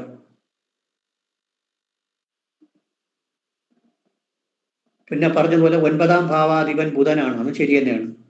9 ഹയർ എഡ്യൂക്കേഷന്റെ സ്ഥാനമാണ്. 9 ബുധനാണ്. 5ഉം 9ഉം ഒരേപോലെ ഉള്ള പ്രാധാന്യമുണ്ട്. 9 ബുധനാണ്. അതും ശരി തന്നെയാണ്. ബുധൻ വിദ്യയുടെ ആളാണ്, എഴുത്തും ഗണിതത്തിൻ്റെയൊക്കെ ആളാണ്. അതുപോലെ 2ാം ഭാവം എഡ്യൂക്കേഷൻ, ലഗ്നാധിപനും 2ാം ഭാവാധിപനും ഒരേ ആളാണ്. അപ്പോൾ അതും ഒരു കാര്യമാണ്. കാവ്യകൃത്. ലുപ്തോ ഭയങ്കര ലുപ്തമായിരിക്കും. ഇനി ഒരു ലുപ്തത ഉണ്ടാവും. അഗമ്യ ജരാങ്കനാസു നിരത സത്യക്ത ലജ്ജോ. അഗമ്യ ജരാങ്കനാസു എന്ന് പറയണം. അതൊരു വളരെ സൂക്ഷിക്കേണ്ട ഒരു കാര്യമാണ്. പ്രായം കൂടിയവരിലും ക്വാളിറ്റി ഇല്ലാത്തതും വൃദ്ധരുമായ ആൾക്കാരിൽ താല്പര്യം കൂടും. അഗമ്യ ഗമിക്കുക. ജര അങ്കന ജരാനര ബാധിച്ച അങ്കനമാര് അല്ലെങ്കിൽ പുരുഷന്മാര്. സ്ത്രീകളാണെങ്കിൽ പുരുഷൻ, പുരുഷനാണെങ്കിൽ സ്ത്രീ. ജരാനര ബാധിച്ച പുരുഷന്മാര് അല്ലെങ്കിൽ സ്ത്രീകളിൽ താല്പര്യം ഉണ്ടാവുക എന്ന് പറഞ്ഞ അർത്ഥം തന്നെക്കാൾ പ്രായം കൂടിയ ആൾക്കാരിൽ താല്പര്യം ഉണ്ടാകും. അല്ലെങ്കിൽ അവരുമായിട്ടുള്ള സമ്പർക്കം ഉണ്ടായാലും മതി, കൂടുതൽ കമ്പനി ഉണ്ടായാലും മതി. പ്രായം കൂടിയ ആൾക്കാരിൽ തന്നേക്കാൾ പ്രായം കൂടിയ ആൾക്കാരിൽ കൂടുതൽ താല്പര്യങ്ങൾ പ്രകടിപ്പിക്കാൻ ഇടവരും. അതൊരു നല്ല സ്വഭാവമല്ല. അപ്പൊ 2 നെഗറ്റീവ് ഇവിടെ പറഞ്ഞു. 2 നെഗറ്റീവ് ഏതൊക്കെയാണ്? ഒന്ന്, ധർമ്മധ്വജോ, ധാർമ്മികമായ കാര്യങ്ങളിൽ ഉള്ളതുപോലെ അഭിനയിക്കും, എന്നാൽ യഥാർത്ഥം ഉണ്ടായിരിക്കില്ല.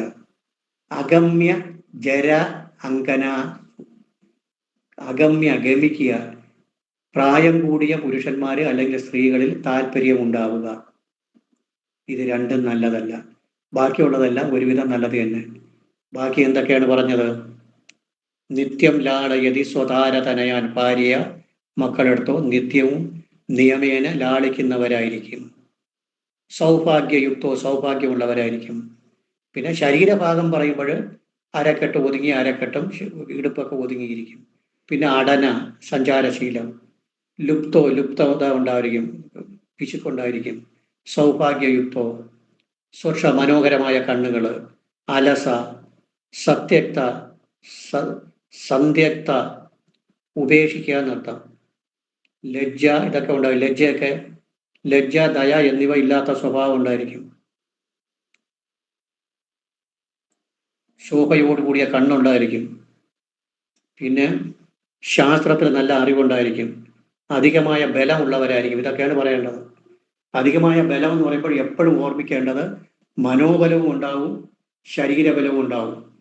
നല്ല ധൈര്യമായിരിക്കും. നമ്മൾ കാണും പോലെ ഒന്നും അല്ല, അത് അനുഭവിക്കുമ്പോഴേ മനസ്സിലാവുള്ളൂ. മകര ലഗ്നക്കാരെങ്കിലും ഉണ്ട്, ആ ശനി ബലമായിട്ട് നിൽക്കുകയും കൂടി വേണം. എങ്കിൽ പിന്നെ നമ്മൾ നോക്കണ്ട, ഉദ്ദേശിക്കുന്നതിനേക്കാളും നല്ല എഫിഷ്യൻ്റ് ആയിരിക്കും ആള്.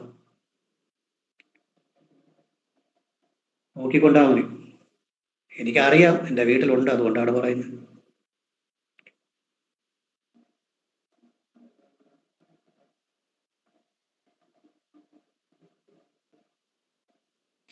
ഇത്രയും ഒന്ന് എഴുതാം,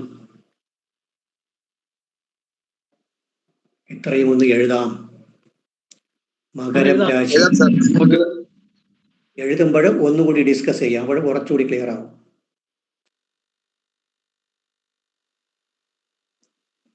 മകരം കാലപുരുഷന്റെ 10ാം രാശിയാണ്. മകരം കാലപുരുഷന്റെ 10ാം രാശിയാണ്.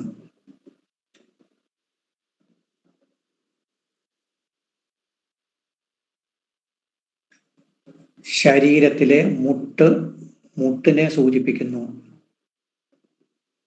ശരീരത്തിലെ മുട്ടിനെ സൂചിപ്പിക്കുന്നു.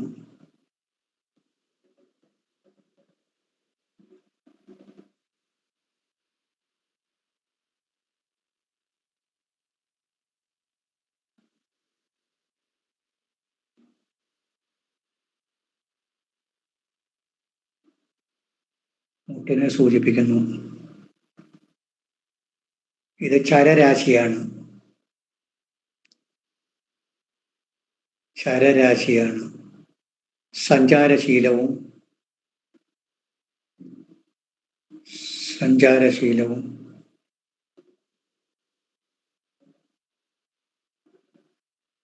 നല്ല ആക്റ്റീവിന് മലയാള വാക്ക് എന്താണ് പെട്ടെന്ന് വരുന്നില്ല. നല്ല ചുറുചുറുക്കമുള്ളവരായിരിക്കും.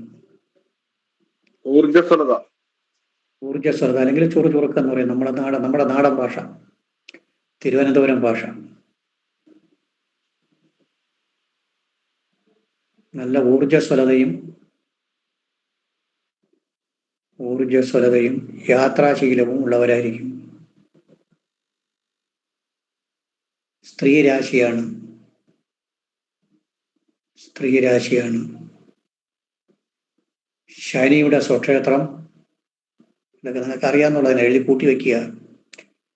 ശനിയുടെ സ്വക്ഷേത്രം ചൊവ്വയ്ക്ക് ഉച്ചം, വ്യാഴത്തിന് നീചം. ശനിയുടെ സ്വക്ഷേത്രം ചൊവ്വയ്ക്ക് ഉച്ചം, വ്യാഴത്തിന് നീചം.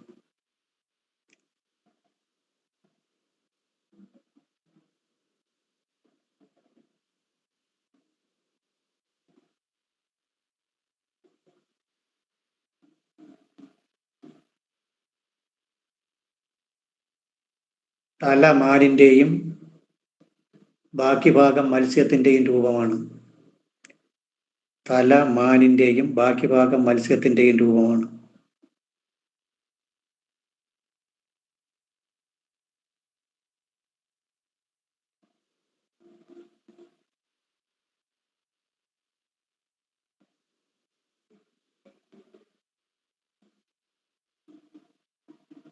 തല മാനിന്റെയും ബാക്കി ഭാഗം മത്സ്യത്തിന്റെയും രൂപമാണ്.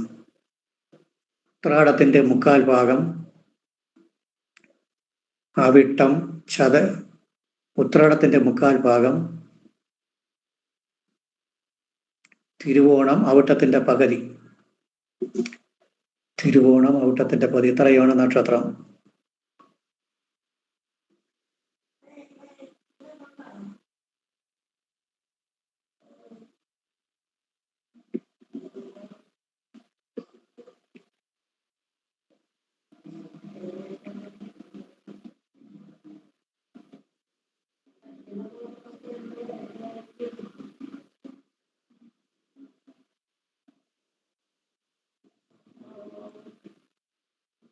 അടുത്ത പാരാഗ്രാഫ്. മകര ലഗ്നമോ മകരം രാശിയിലോ ജനിച്ചവരുടെ ഫലം. മകര ലഗ്നമോ മകരം രാശിയിൽ ജനിച്ചവരുടെയോ ഫലം.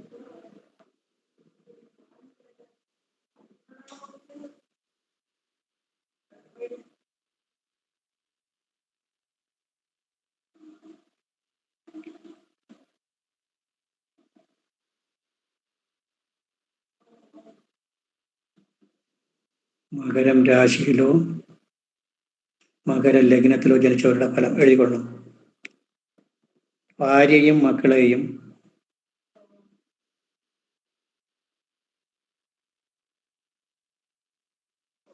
നിയമാനുസൃതം ലാളിക്കുന്നവരും സ്നേഹിക്കുന്നവരുമായിരിക്കും. നിയമാനുസൃതം ലാളിക്കുന്നവരും സ്നേഹിക്കുന്നവരുമായിരിക്കും.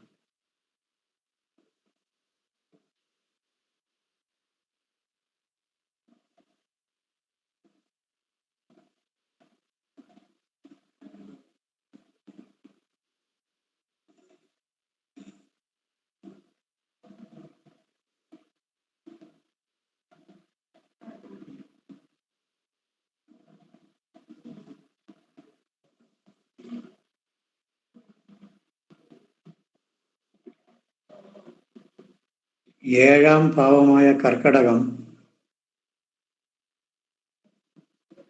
ഏഴാം ഭാവമായ കർക്കടകം ചന്ദ്രന്റെ രാശിയാണ്.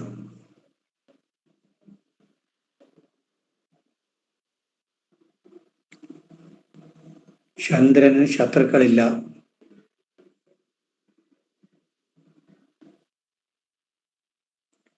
ചന്ദ്രന് ശത്രുക്കളില്ല.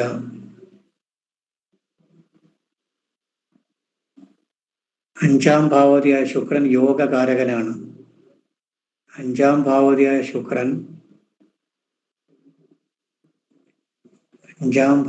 ശുക്രൻ മകര ലഗ്നത്തിന് യോഗകാരകനാണ്.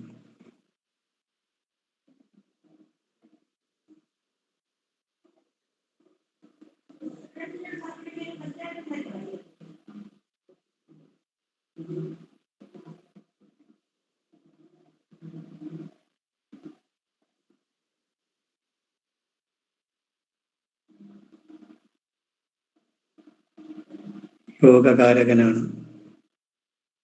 അതായിരിക്കാം ഇങ്ങനെ പറയാനുള്ള കാരണം.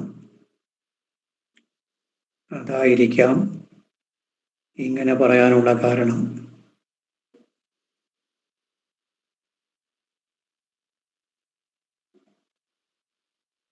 അടുത്ത ലൈനിൽ അടുത്ത പോയിന്റാണ്. ധാർമ്മികത്വം ഉള്ളതുപോലെ അഭിനയിക്കുന്നവരായിരിക്കും.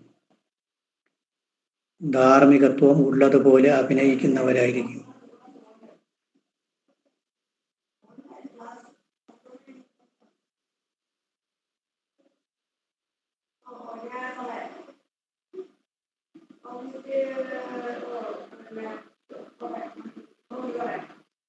ഇതിന് കാരണം അഭിനയിക്കുന്നവരായിരിക്കും. വ്യാഴത്തിന്റെ നീചരാശിയാണ് മകരം. വ്യാഴത്തിന്റെ നീചരാശിയാണ് മകരം.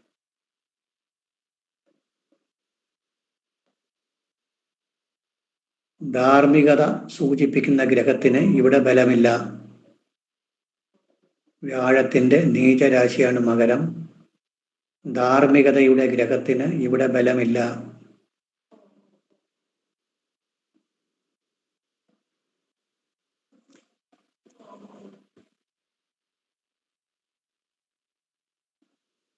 അടുത്ത ലൈനിൽ ഒതുങ്ങിയ അരക്കെട്ടും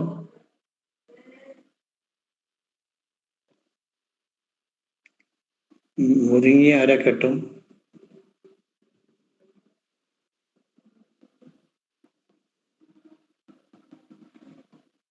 ഭംഗിയുള്ള കണ്ണുകളും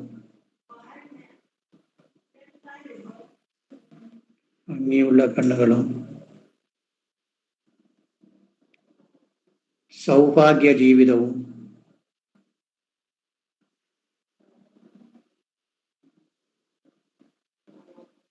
അലസതയും ഉള്ളവരായിരിക്കും.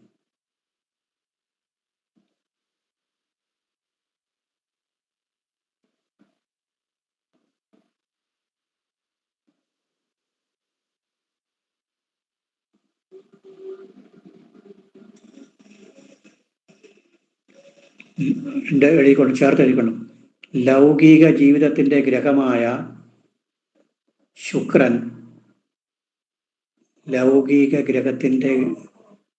ലൗകിക ജീവിതത്തിന്റെ ഗ്രഹമായ ശുക്രൻ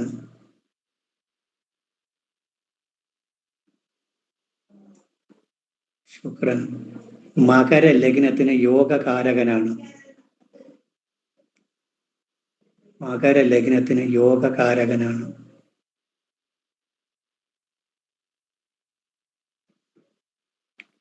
മകര ലഗ്നത്തിന് യോഗകാരകനാണ്.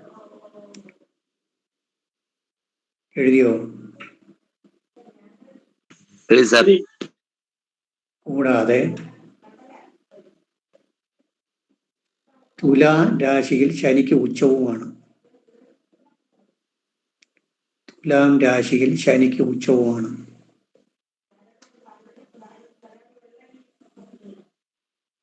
തുലാം രാശിയിൽ ശനിക്ക് ഉച്ചവുമാണ്. അതായിരിക്കാം സൗഭാഗ്യം എന്ന് പറഞ്ഞത്. അതായിരിക്കാം സൗഭാഗ്യം എന്ന് പറഞ്ഞത്.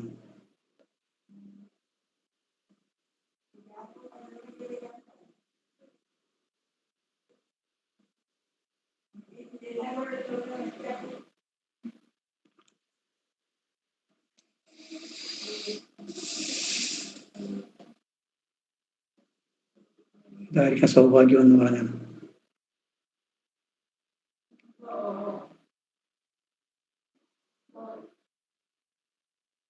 അലസത ഉള്ളവരൊക്കെ എഴുതിയോ? അലസത എഴുതിയോ?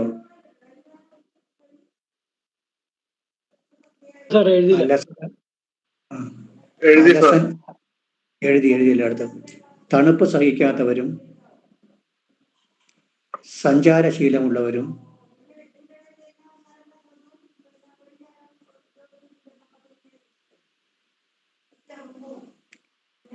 ശാരീരിക ബലവും മനോബലവും നല്ലവണ്ണം ഉള്ളവരും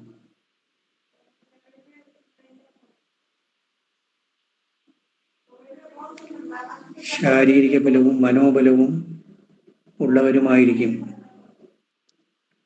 നല്ല ബോൾഡായിരിക്കും. നമ്മൾ ഉദ്ദേശിക്കും ബോൾഡ് എന്ന് പറഞ്ഞാൽ ആരെയും ചാടിക്കാരി അടിക്കുക പിടിക്കുക എന്നല്ല. ഒരു കാര്യം മനസ്സിനകത്ത് ഉദ്ദേശിച്ചാൽ അത് കറക്റ്റാ ചെയ്തിരിക്കും. നല്ല ധൈര്യമായിരിക്കും.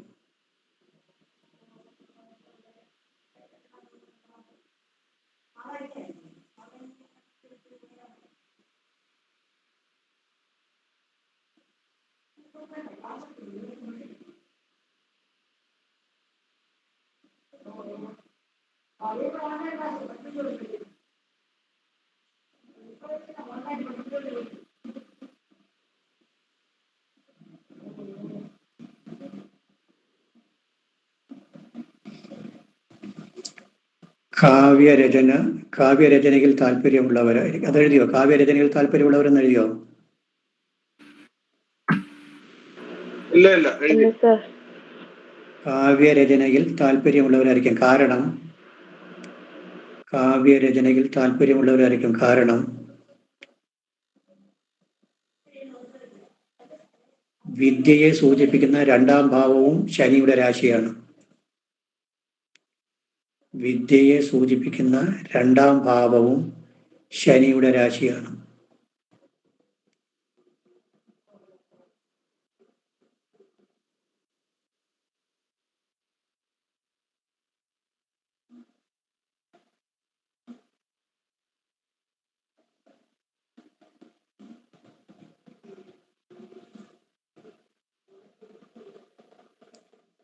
ഒൻപതാം ഭാവപതി ബുധന്റെ രാശിയാണ്.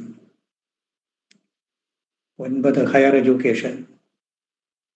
9 വിദ്യാകാരകനായ ബുധന്റെ രാശിയാണ്.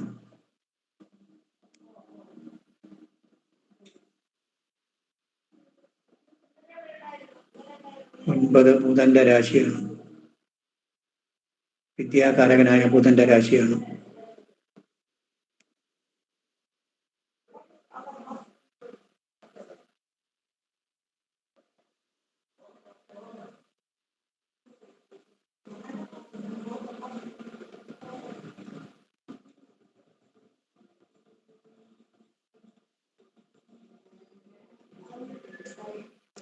ദയ, ലജ്ജ എന്നിവ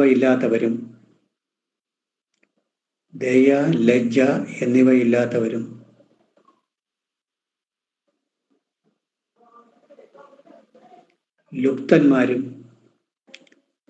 ലുപ്തന്മാരുമായിരിക്കും.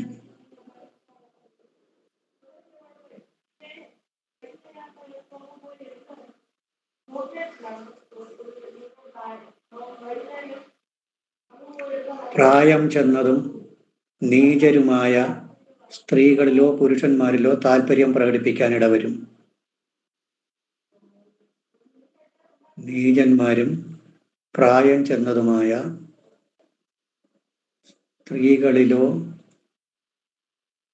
ബ്രാക്കറ്റിലെ പുരുഷന്മാരിലോ, ആണെങ്കിൽ പെണ്ണ്, പെണ്ണെങ്കിലാണ്. നീചന്മാരും പ്രായം ചെന്നതുമായ സ്ത്രീകളിലോ പുരുഷന്മാരിലോ താല്പര്യം പ്രകടിപ്പിക്കാൻ ഇടവരും.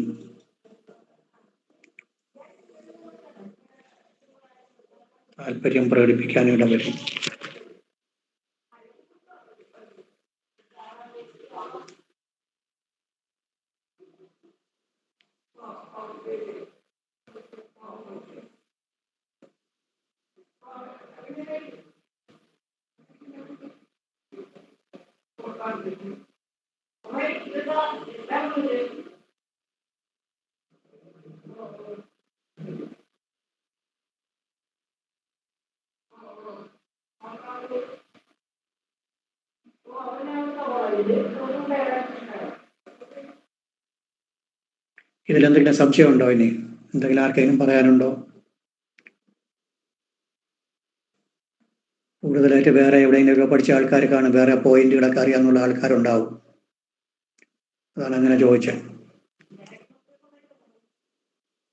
മകരരാശിയെക്കുറിച്ച്, ഒരു മകരരാശിയിൽ ഒരാൾ ജനിച്ചു കഴിഞ്ഞാൽ ഈ ഫലങ്ങളൊക്കെ പറയാം. നമ്മൾ പഠിച്ച അതിൻ്റെ കാരണവും കൂടി ചേർത്ത് പഠിച്ചു. കാരണവും കൂടി പഠിച്ചു കഴിഞ്ഞാൽ നമുക്കൊരു സാറ്റിസ്ഫാക്ഷൻ ഉണ്ടാവും. എന്തുകൊണ്ട് അങ്ങനെ പറഞ്ഞു, എന്തിനാണ് ഈ കാരണം കൂടി ചേർത്ത് പഠിക്കുന്നത് എന്നുള്ള ആർക്കെങ്കിലും പറയാം? സാർ, അത് പിന്നീട് വരുമ്പോ നമുക്കത് നോക്കിയിട്ട് പറയാൻ പറ്റും. അപ്പൊ അതുകൊണ്ട് പിന്നെ ഒരു ഉദാഹരണം, ധർമ്മധ്വജം എന്ന് പഠിച്ചു. അത് ആരെ വെച്ചിട്ടാണ് പഠിച്ചത്? വ്യാഴത്തിന് ബലമില്ലാത്തതുകൊണ്ട്, ലഗ്നത്തിൽ വ്യാഴത്തിന് ബലമില്ല, നീചമാണ്. ഈ വ്യാഴം, മകര ലഗ്നക്കാർക്ക് വ്യാഴം ഉച്ചം ഭവിച്ച് കർക്കടകത്തിൽ നിന്നാൽ ഈ ഫലം പറയാമോ?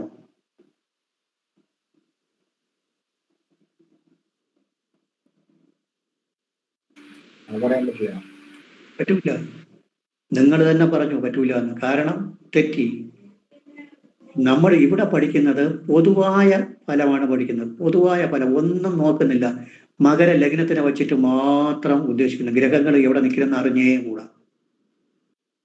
ആ മകരൻ രാശിക്ക് മറ്റ് ഗ്രഹങ്ങളുമായിട്ടുള്ള ബന്ധത്തിനെ സൂചിപ്പിക്കുകയാണ്. അതേസമയം ആ വ്യാഴം ഉച്ചം ഭവിച്ച് നിന്ന് കഴിഞ്ഞാൽ ഒരു കുഴപ്പമില്ല. അല്ലെങ്കിൽ ലഗ്നത്തിൽ വ്യാഴത്തിന്റെ ദൃഷ്ടി വരത്തക്ക രീതിയിൽ 5-ലോ 9-ലോ നിന്നിരുന്നാലും നല്ലതാണ്. അപ്പോൾ പിന്നെ ഈ അഗമ്യ ജരാങ്കൻ ധർമ്മധ്വജോ എന്നുള്ള വാക്കിനെ നമുക്ക് വിഴുങ്ങേണ്ടി വരും. കാരണം വ്യാഴം ധർമ്മത്തിനെ സൂചിപ്പിക്കുന്ന വ്യാഴം, അതുപോലെ 9-ാം ഭാവതി ധർമ്മത്തിനെ സൂചിപ്പിക്കുന്ന ഭാവം 9-ആണ്. 9-ാം ഭാവതി ആര്? ബുധൻ ബലവാനായിട്ട് നിന്ന് കൊടുത്താലും മതി. അപ്പോൾ ഈ ഫലം പറയാൻ പറ്റില്ല. അതാണ് അതിന്റെ കാര്യം.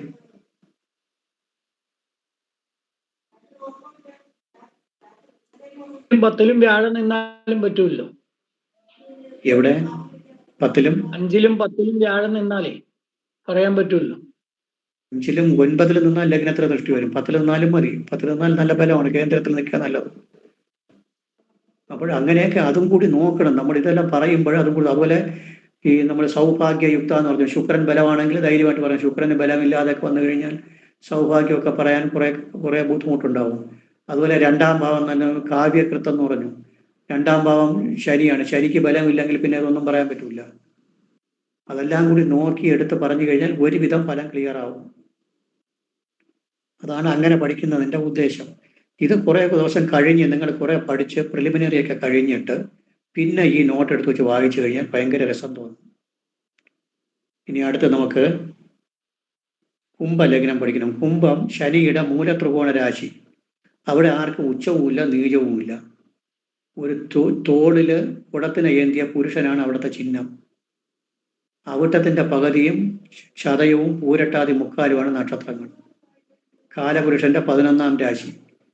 ആർക്കും ഉച്ചനീചങ്ങളില്ല. ഇത്രയാണ് അവിടെ ഏറ്റവും പ്രധാനമായിട്ട് അറിയേണ്ടത്. സ്ഥിരരാശിയാണ്.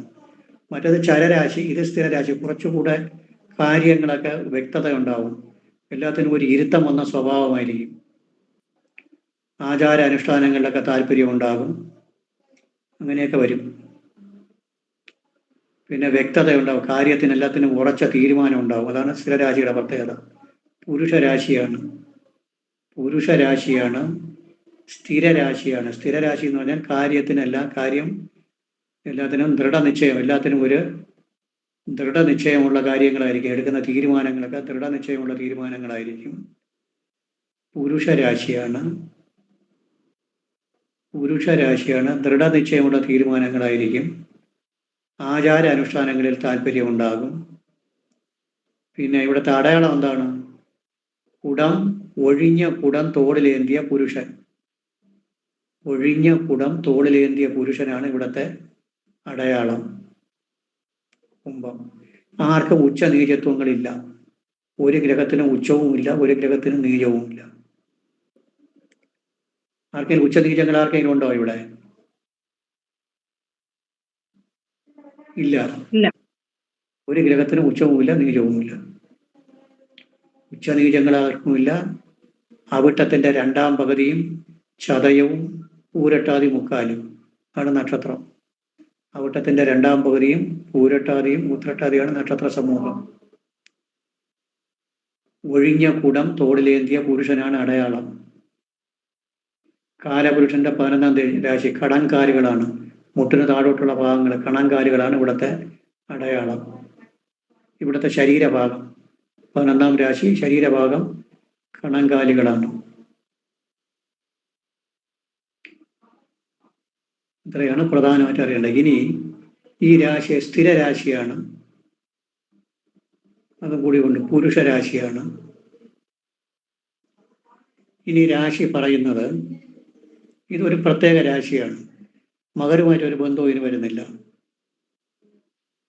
11-ാമത്തെ ശ്ലോകമാണ്. 11-ാമത്തെ പ്രമാണം എന്ന് വെച്ചാൽ 16-ാമത്തെ ചാപ്റ്ററിൽ ഹോരയില് 16-ാമത്തെ ചാപ്റ്ററിൽ 11-ാമത്തെ പ്രമാണം. ഞാൻ ശ്ലോകം ഒന്ന് വായിക്കാം. കരപകള ശിരാളകര രോമശതീർക്കതനു ഋതുചരണോരു പൃഷ്ട ജഗനാസ്യ കടിർ ബദിര പരവനിതാർത്ഥ പാപനിരതക്ഷയവൃത്തിയുത പ്രിയ കുസുമാനുലേപന സുഹൃത് ഘട ചോ അധ്വസഹജ സഹ എന്നൊക്കെ പറയുന്നുണ്ട്. കരപകള. കരപകള എന്ന് വെച്ചാൽ നീണ്ട കഴുത്ത്, ഗളം കഴുത്ത്, കരപകള. ആദ്യം ശരീരമാണ് വർണ്ണിക്കുന്നത്. ഇതിൽ കൂടുതലും ശരീര വർണ്ണനയെ കൂടുതലുള്ളൂ. നീണ്ട കഴുത്തുള്ളവരായിരിക്കും, കഴുത്തിന് നീളമായിരിക്കും. കരപകള. സിരാളകര രോമശ ദീർഘതനു. സിര എന്ന് വെച്ചാൽ വ്യക്തമായ ഞരമ്പുകൾ, കൈയും ശരീരമൊക്കെ ഞരമ്പ് പടച്ചു നിൽക്കും. കണ്ടു കഴിഞ്ഞാൽ സ്ലിം ആയിരിക്കും, ആള് സ്ലിം എന്നർത്ഥം. കണ്ടുപിടിക്കാൻ വളരെ എളുപ്പമാണ്, ഇവരെ കണ്ടുപിടിക്കാൻ വളരെ എളുപ്പം. നീണ്ട കഴുത്ത്, കയ്യിലും ശരീരത്തും ഞരമ്പ് പടച്ചു നിൽക്കും. വ്യക്തമായ കാണാൻ കഴിയുന്ന ഞരമ്പുകൾ. സിരാളകര. സിരാള ഹര. ഹര എന്ന് വെച്ചാൽ പരുഷമായ. ഹരരോമശ. പരുഷമായ രോമമായിരിക്കും. ശരീരത്തിലും തലയിലുമുള്ള രോമം പരുഷമായിരിക്കും. നല്ല ഞെരുങ്ങിയ തലമുടിയായിരിക്കും. ഞെരുങ്ങിയ തലമുടി ആർക്കാണ് നമ്മൾ പഠിച്ചത്? ഓർമ്മയുണ്ടോ? ഏത് ഗ്രഹത്തിന് പഠിച്ചു? സൂര്യൻ. മന്നോ അലസ കപിലതൃ കൃശ ദീർഘഗാത്ര പരുഷ രോമകജ. പരുഷവും ഞെരുങ്ങിയതും കട്ടിയുള്ളതുമായ തലമുടി എന്ന് പഠിച്ചു. ശരീക്ക് തന്നെ പഠിച്ചത്. മന്നോ അലസ കപിലതൃ കൃശ ദീർഘഗാത്ര പരുഷ രോമകജ. കാതിൻ്റെ അധോഭാഗത്ത് മുടി കൊണ്ടാകാം. ഖജനം എന്ന് പറഞ്ഞാൽ ഞാൻ എക്സാമ്പിളൊക്കെ പറഞ്ഞു തന്നു. ഖജനം എന്ന് പറഞ്ഞതിൻ്റെ അർത്ഥം പിടിയാനാന്ന് അർത്ഥമുണ്ട് എന്നൊക്കെ പറഞ്ഞു ഞാൻ. സിരാളകര രോമശ ദീർഘതനു, അതായത് പരുഷമായ രോമങ്ങളുള്ളവരും ദീർഘമായ ശരീരമുള്ള, ദീർഘം വെച്ചാൽ നീണ്ട് മെലിഞ്ഞ ശരീരമുള്ളവരുമായിരിക്കും. പുറത്ത് കാണാൻ കഴിയുന്ന ഞരമ്പുകളോടുകൂടി, അല്ലെങ്കിൽ വ്യക്തമായ പ്രകടമായ ഞരമ്പുകളും പരുഷവും ഞെരുക്കമുള്ള രോമങ്ങളും നീണ്ട് മെലിഞ്ഞ ശരീരപ്രകൃതവും ഉള്ളവരായിരിക്കും. അതാണ് എല്ലാം കൂടി ഒരു വാക്കിൽ എഴുതിയത്. കരപകള നീണ്ട കഴുത്ത്, സിരാള ഹരരോമ ദീർഘതനു നീണ്ട് മെലിഞ്ഞ ശരീരം, പുറത്ത് കാണാൻ കഴിയുന്ന ഞരമ്പുകൾ, ഞെരുക്കമുള്ള കട്ടിയുള്ളതും ഞെരുക്കമുള്ളതുമായ തലമുടി എന്നതാണ് ശരീരപ്രകൃതം. മനസ്സിലായോ? അത് ശ്ലോകം വായിക്കുമ്പോൾ ഇത്തിരി പ്രയാസമാണ്. കരപകള സിരാളകരരോമശ ദീർഘതനു. ഇത്രയും ഒരു വാക്കാണ്. പൊങ്ങിയ ഞരമ്പുകൾ. പൊങ്ങിയ ഞരമ്പെന്ന് പറയാം, അതാണ് കുറെ കൂടി വ്യക്തമായ വാക്ക്. വെളിയിൽ കാണാൻ കഴിയുന്ന ഞരമ്പ് അല്ലെങ്കിൽ പൊങ്ങിയ ഞരമ്പുകൾ, നീണ്ട കഴുത്ത്, ഞെരുക്കമുള്ളതും പരുഷമായതുമായ തലമുടി, നീണ്ട ശരീരം അല്ലെങ്കിൽ മെലിഞ്ഞ് നീണ്ട ശരീരം. മനസ്സിലാകുന്നോ ഇല്ലയോ? നീണ്ട കഴുത്ത്, പൊങ്ങിയ ഞരമ്പ്, പൊങ്ങി പുറത്ത് കാണാൻ കഴിയുന്ന ഞരമ്പുകൾ, ഞെരുക്കമുള്ളതും പരുഷമായ തലമുടി, മെലിഞ്ഞ് നീണ്ട ശരീരം. ഇത്രയും തന്നെ ശരീരപ്രകൃതം. പൃഥുചരണോരു പൃഷ്ട ജഗനാസ്യ കടിർ ബദിര എന്ന് പറയുന്നുണ്ട്. പൃഥുചരണം. പൃഥു എന്ന് പറഞ്ഞു കഴിഞ്ഞാൽ നമ്മൾ നേരത്തെ പഠിച്ചു. പൃഥുല നയന വക്ഷ വൃത്ത ജംഗോരുജാനു. എവിടെ പഠിച്ചത്? പൃഥുല നയന വക്ഷ. എവിടെ പഠിച്ചേ? പൃഥുല നയന വക്ഷ. വൃശ്ചികത്തിൽ ചൊവ്വയുടെ രാശിയിൽ പഠിച്ചു. എല്ലാവരും പഠിച്ചില്ല. ശരി, പോട്ടെ, രണ്ടാമത് നോക്കാം. പൃഥു എന്ന് പറഞ്ഞു കഴിഞ്ഞാൽ പരപ്പുള്ള ചരണം. പാദമൊക്കെ നല്ല പരപ്പുള്ള പാദമായിരിക്കും. കാൽപാദമൊക്കെ നല്ല വീതിയുള്ള കാൽപാദം, വലിയ കാൽപാദമായിരിക്കും. പൃഥു ചരണോരു. ഊരു എന്ന് വെച്ചാൽ തുട. പാദം, തുട, പൃഷ്ഠം, മുഖം ഇതൊക്കെ നല്ല പരപ്പുള്ളതായിരിക്കും. എന്ന് പറഞ്ഞാൽ കാണാൻ ഇത്തിരി വിസ്താരമുള്ള ആളായിരിക്കും എന്നർത്ഥം. ആള് നീളം മാത്രമല്ല, കാണാൻ വിസ്താരമായിരിക്കും. പൃഥു ചരണോരു. പൃഥു എന്ന് പറഞ്ഞു കഴിഞ്ഞാൽ വിസ്താരമുള്ള. ചരണം കാൽപാദം, ഊരു തുട. പൃഷ്ഠം. ജഹനം എന്ന് വെച്ചാൽ അരയുടെ മുകൾ ഭാഗം, ജനനം. ജഹന ആസ്യ കടികൾ എന്ന് വെച്ചാൽ അരക്കെട്ട്, എല്ലാം കൂടി ഒറ്റ വാക്കിൽ അടിച്ചിട്ടിട്ടുണ്ട്. പൃഥു ചരണോരു പൃഷ്ഠ ജഗനാസ്യ കടിർ. നിങ്ങളത് പഠിക്കാൻ ബുദ്ധിമുട്ടാണ്. പൃഥു ചരണോരു പൃഷ്ഠാസ്യ കടിർ എന്നാണ്. പരപ്പുള്ള കാൽപാദം പരപ്പുള്ളത്, തുട, പൃഷ്ഠം, മുഖം, അരക്കെട്ടിന് മുകൾ ഭാഗം, അരക്കെട്ടിന്റെ മുകൾ ഭാഗം എല്ലാം വിസ്താരമുള്ളത്. ശരിക്കും ശരീരത്തിന് ഭംഗിയ വർണ്ണിച്ചിട്ടുണ്ട്. അതായത് ആദ്യം പറയുന്നത് എന്താണ്? നീണ്ട കഴുത്ത്,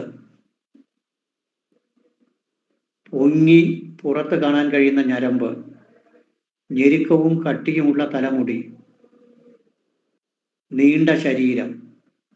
അടുത്ത് പറയുന്നത് വിസ്താരമുള്ള കാൽപാദം, തുട,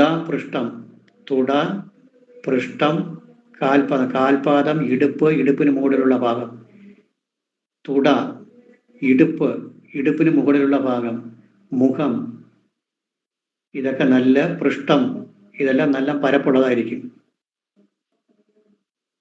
ഇത്രയൊന്ന് മനസ്സിലാകുന്നുണ്ടോ? ഒരുമിച്ചെടുക്കാൻ പറ്റുമോ?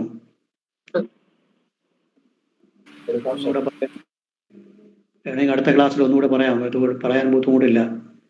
പൃഥു ചരണോരു പൃഷ്ഠ ജഗനാസ്യ കടിർ. ജഗനം എന്ന് വെച്ചാൽ അരയ്ക്ക് മുകളിലുള്ള ഭാഗം.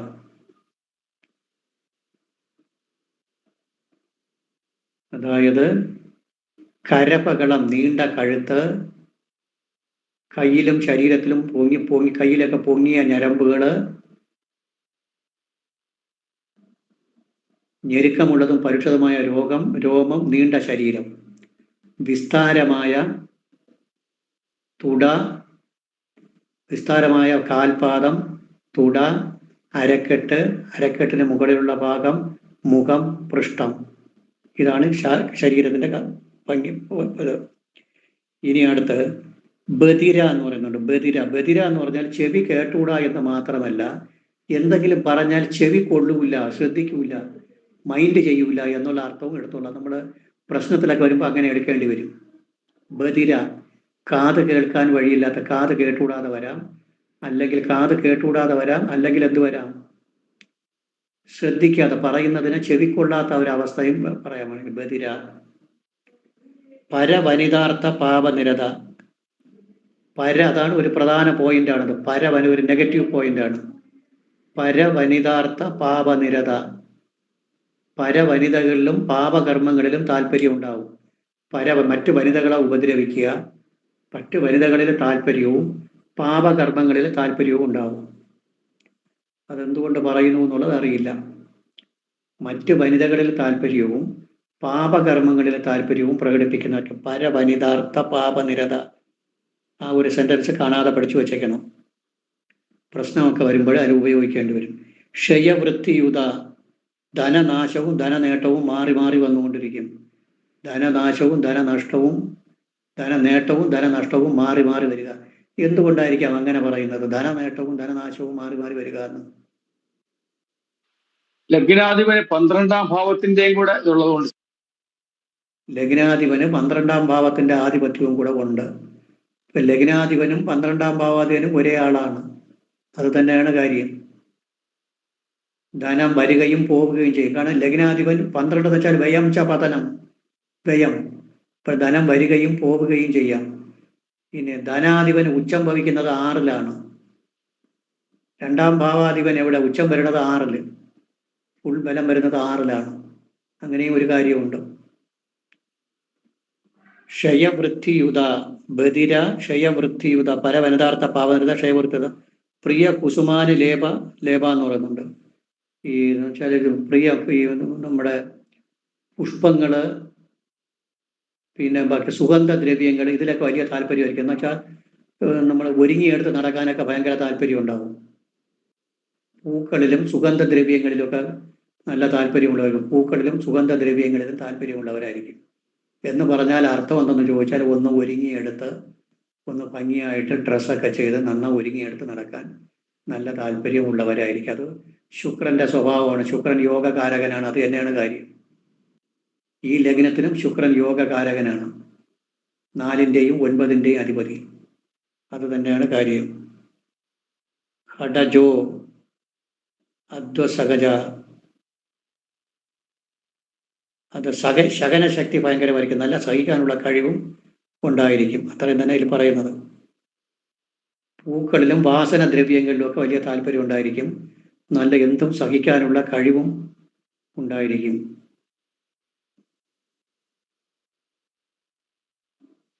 ഇത്രയുമേ പറയുന്നുള്ളൂ.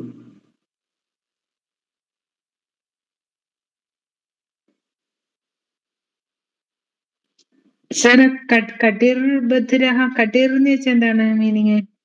ജഘനാസ്യ കട്ടിർ ബധിരഹ എന്ന് പറയുന്നത്. അത് കടീർ ബദിരഹ, കടി എന്ന് പറഞ്ഞു കഴിഞ്ഞാൽ അര എന്നർത്ഥം. അരക്കെട്ട്. അര. ജഘനം എന്ന് പറഞ്ഞാൽ അരയ്ക്ക് താഴെയുള്ള ഭാഗം, അരയ്ക്ക് മുകളിലുള്ള ഭാഗം ജഘനം. കടി പ്രദേശം എന്ന് പറയും. കടി എന്ന് വെച്ചാൽ അരക്കെട്ട്. ആസ്യം മുഖം, പൃഥു ചരണ ഊരു പൃഷ്ഠ ജഗന ആസ്യ കടിർ, അങ്ങനെ എടുക്കണം. അങ്ങനെ എടുത്താൽ ഉപയോഗമുള്ളൂ. പാട്ട് പാടണമെങ്കിൽ നമുക്ക് ഭംഗിയാ പാട്ട് പാടാം, നല്ല സംസ്കൃതത്തിൽ നല്ല നീറ്റ് കവിതയായിട്ട് ചൊല്ലിക്കൊണ്ട് നടക്കാം. പക്ഷെ ഉപയോഗമില്ല. പൃഥു എന്ന് വെച്ചാൽ പരപ്പുള്ള, പൃഥു ചരണം കാൽപാദം, ഊരു തുട, പൃഷ്ഠം തന്നെ, ജഗനം അരയ്ക്ക് മുകളിലുള്ള ഭാഗം, ആസ്യം മുഖം, കടിർ അരക്കെട്ട്. ഇതൊക്കെ നല്ല പരപ്പ്. അപ്പോഴേക്കും നോക്കിക്കൊണ്ടോ, ശരീരം നല്ല പരപ്പുള്ള ശരീരമായിരിക്കും. ശരീരഭാഗങ്ങൾ ഏകദേശവും പറഞ്ഞു കഴിഞ്ഞു. ഇടുപ്പിന് മുകളിലുള്ള ഭാഗം, അരക്കെട്ടിന് മുകളിലുള്ള ഭാഗം, പൃഷ്ഠം, മുഖം, കാൽപാദം, തുട, ഇതൊക്കെ പരപ്പുള്ളതായിരിക്കും. പിന്നെ നീണ്ട കഴുത്ത്, ഞരമ്പ് പുടച്ച് നിൽക്കും, പുറത്ത് കാണത്ത് കരുതിയിരിക്കും, നീണ്ട ശരീരമായിരിക്കും. പിന്നെ അത് കഴിഞ്ഞിട്ട് പുഷ്പങ്ങളിലും സുഗന്ധദ്രവ്യങ്ങളിലും ഒക്കെ ഉപയോഗിക്കാൻ വലിയ താല്പര്യമുള്ളവരായിരിക്കും. സുമം പുഷ്പം. പിന്നെ വേറെ എന്താണ്? ക്ഷയവൃത്തി, ധനം വരവും പോക്കും ഒക്കെ ഒരുപോലെ ആയിരിക്കും. ധനവരവും ധനം നാശവും ഒരുപോലെ മാറി മാറി വന്നുകൊണ്ടിരിക്കും. ബധിര, ശ്രവണശേഷി കുറവായിരിക്കും, അല്ലെങ്കിൽ കാര്യങ്ങൾ അത്രത്തോളം ശ്രദ്ധിക്കുന്നവരായിരിക്കില്ല. മറ്റ് വനിതകളെയും ഉപദ്രവിക്കുകയും മറ്റ് വനിതകൾക്ക് ഉപദ്രവം ഉണ്ടാക്കുകയും പാപപ്രവൃത്തി ചെയ്യാൻ മടിക്കാത്തവരുമായിരിക്കും. ഇത്രയാണ് ഇതിനകത്തുള്ളത്, വേറെ ഒന്നും പറയുന്നില്ല. ഇത്രയൊന്നും എഴുതാം.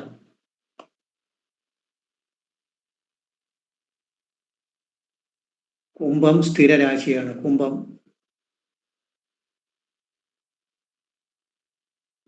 സ്ഥിരരാശിയാണ്, മനുഷ്യരാശിയാണ്.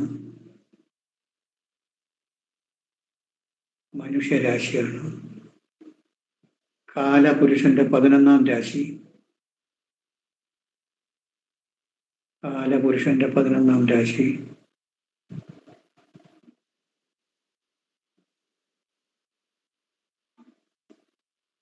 ശരീരത്തിന്റെ കണങ്കാൽ ഭാഗത്തെ സൂചിപ്പിക്കുന്നു. ശരീരത്തിന്റെ കണങ്കാൽ ഭാഗത്തെ സൂചിപ്പിക്കുന്നു.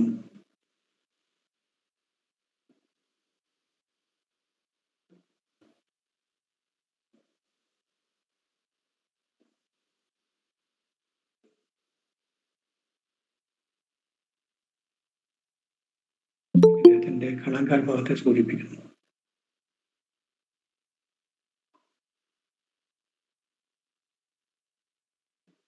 ഏത് കാര്യത്തിനും ഉറച്ച തീരുമാനവും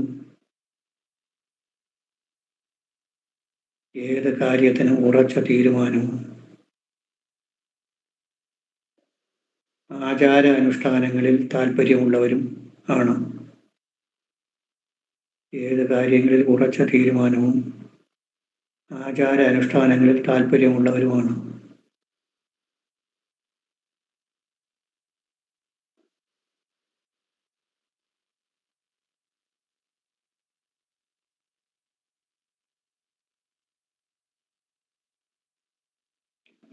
ഒഴിഞ്ഞ കുടം ചുമലിലേന്തിയ പുരുഷനാണ് അടയാളം.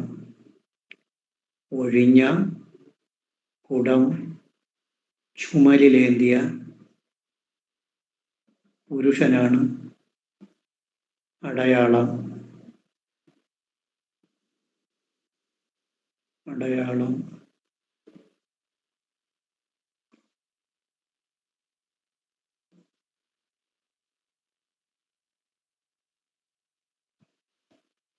അവിട്ടത്തിന്റെ പകുതി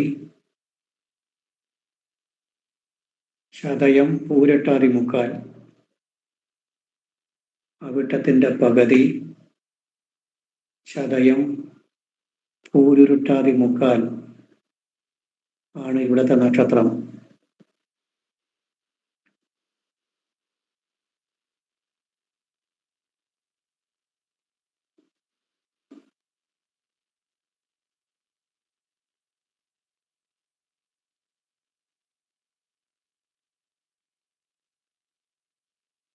കുംഭ ലഗ്നം അല്ലെങ്കിൽ കുംഭൻ രാശിയിൽ ജനിച്ചവരുടെ ഫലം.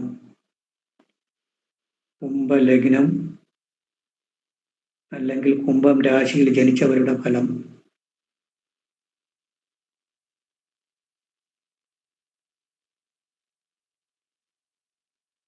കുംഭ ലഗ്നം അല്ലെങ്കിൽ കുംഭം രാശിയിൽ ജനിച്ചവരുടെ ഫലം എഴുതിക്കൊള്ളണം. നീണ്ട കഴുത്തും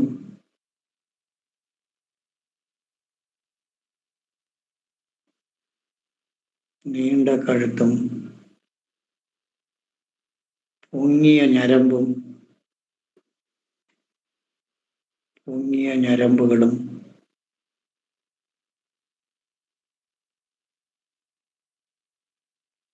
പരുപരുത്ത് ഞെരുങ്ങിയ രോമവും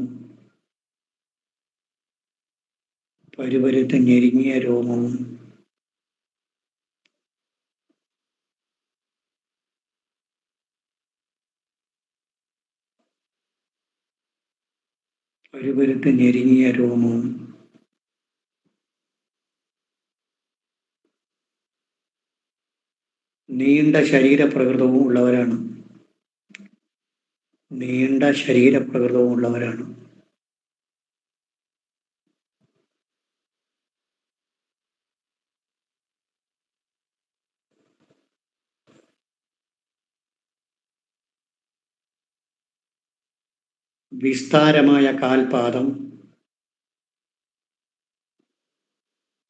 വിസ്താരമായ കാൽപാദം, തുട, പൃഷ്ഠം,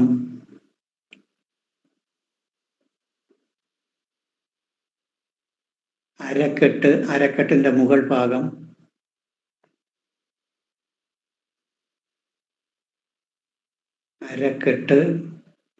അരക്കെട്ടിന്റെ മുകൾ ഭാഗം,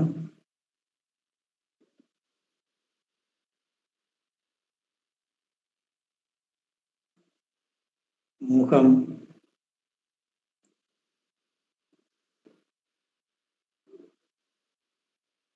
എന്നിവ ഉള്ളവരാണ്.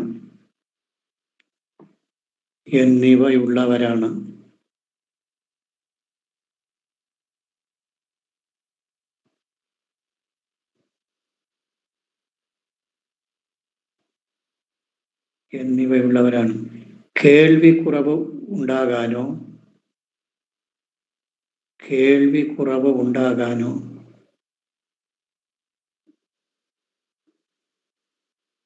അല്ലെങ്കിൽ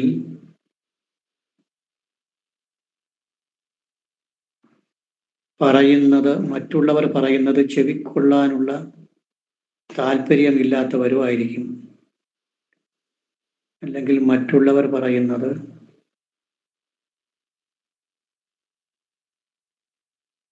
ചെവിക്കൊള്ളാനുള്ള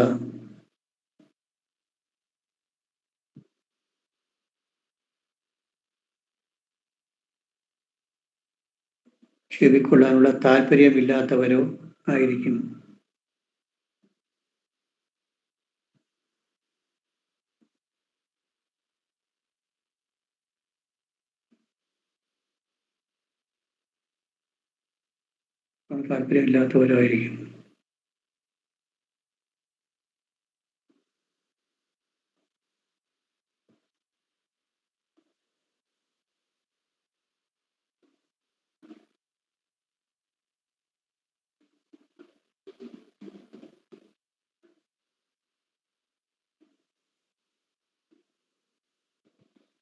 അന്യ സ്ത്രീകളിൽ താല്പര്യമുള്ളവരും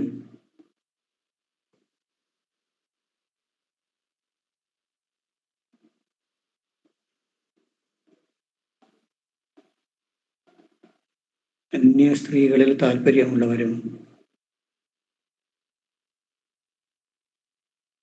പാപകർമ്മങ്ങൾ ചെയ്യാൻ മടിക്കാത്തവരുമായിരിക്കും. പാപകർമ്മങ്ങൾ ചെയ്യാൻ മടിക്കാത്തവരുമായിരിക്കും.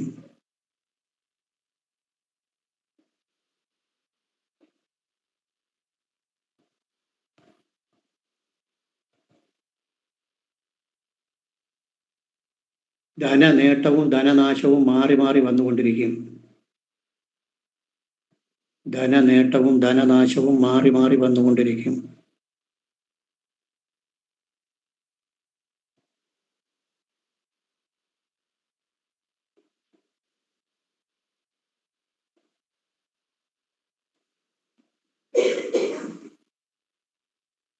പൂക്കളിലും വാസനദ്രവ്യങ്ങളിലും താല്പര്യം പ്രകടിപ്പിക്കും.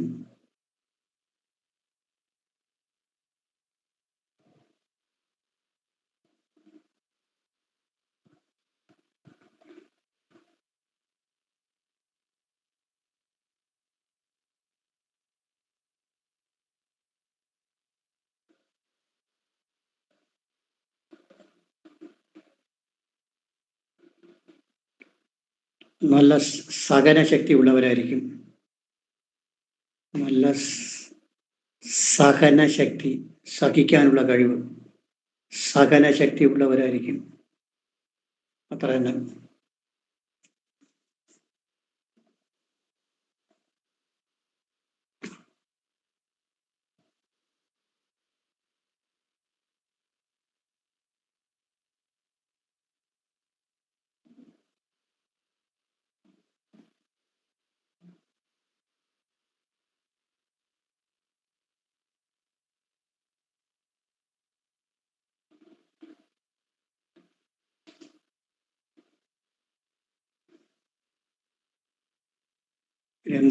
നിങ്ങൾക്ക് എന്തെങ്കിലും ഇതുമായിട്ട് ബന്ധപ്പെട്ട് എന്തെങ്കിലും ചർച്ച ചെയ്യാനുണ്ടെങ്കിൽ ആയിക്കൊള്ളാം.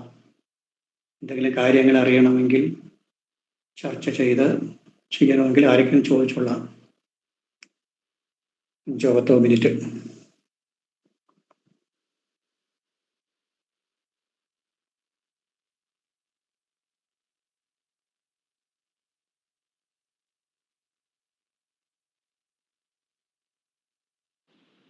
സാറേ, ഈ ഘോരാശാസ്ത്രത്തിന്റെ പുസ്തകം മേടിക്കാൻ കിട്ടുമോ? കിട്ടുന്നതിൽ തിരുവനന്തപുരത്താണെങ്കിൽ പ്രഭു ബുക്സ് എന്ന് പറഞ്ഞുകൊണ്ടൊരു സ്റ്റാളുണ്ട്. സിറ്റിക്കകത്ത് തന്നെ തമ്പാനൂരിന് നമ്മുടെ തിരിച്ച് വഞ്ചിയൂര് വരുന്ന വഴിയാണ്. തമ്പാനൂരിന് ഒരു ആട്ടോ പിടിച്ച്, ആട്ടോയ്ക്കുള്ള ഡിസ്റ്റൻസ് ഇല്ല. ബസ് സ്റ്റാൻഡിൽ ഇറങ്ങിയിട്ട് ശകലം ദൂരമേ ഉള്ളൂ. പ്രഭു ബുക്സിൽ പോകണമെന്ന് പറഞ്ഞാൽ 30 രൂപ കൊടുത്തു കഴിഞ്ഞാൽ അവിടെ കൊണ്ടുവിടും. കുറച്ച് ദൂരമേ ഉള്ളൂ. കുറച്ച് റെയിൽവേ ട്രാക്കിന്റെ അതേ ലൈനിൽ വരണം. അവിടെ കൂടുതൽ വിലയുള്ളതാണോ അതോ? കൂടുതൽ വിലയൊന്നുമില്ല. 300 ഫസ്റ്റ് വോളിയുമാണ്. ഫസ്റ്റ് വോളിയും സെക്കൻഡ് വോളിയും 2 വോളിയുമായിട്ടുണ്ട്.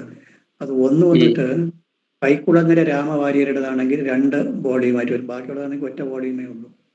അത് വേറെ ഒരു രാമകൃഷ്ണ എന്ന് പറഞ്ഞ ഒരാളിൻ്റെ ഉണ്ട്. അതാണ് വാങ്ങേണ്ടത്. അത് വാങ്ങിക്കഴിഞ്ഞാൽ നന്നായിരിക്കും. അതിൻ്റെ സാറ് പറയും, ലാൽ സാറ് പറയും. അതിൻ്റെ പടം ഒന്ന് പുറത്തിട്ടിരുന്നെങ്കിൽ അറിയാമായിരുന്നു. ഞാൻ മുമ്പൊക്കെ ഇവിടെ ഇട്ടിട്ടുണ്ട്.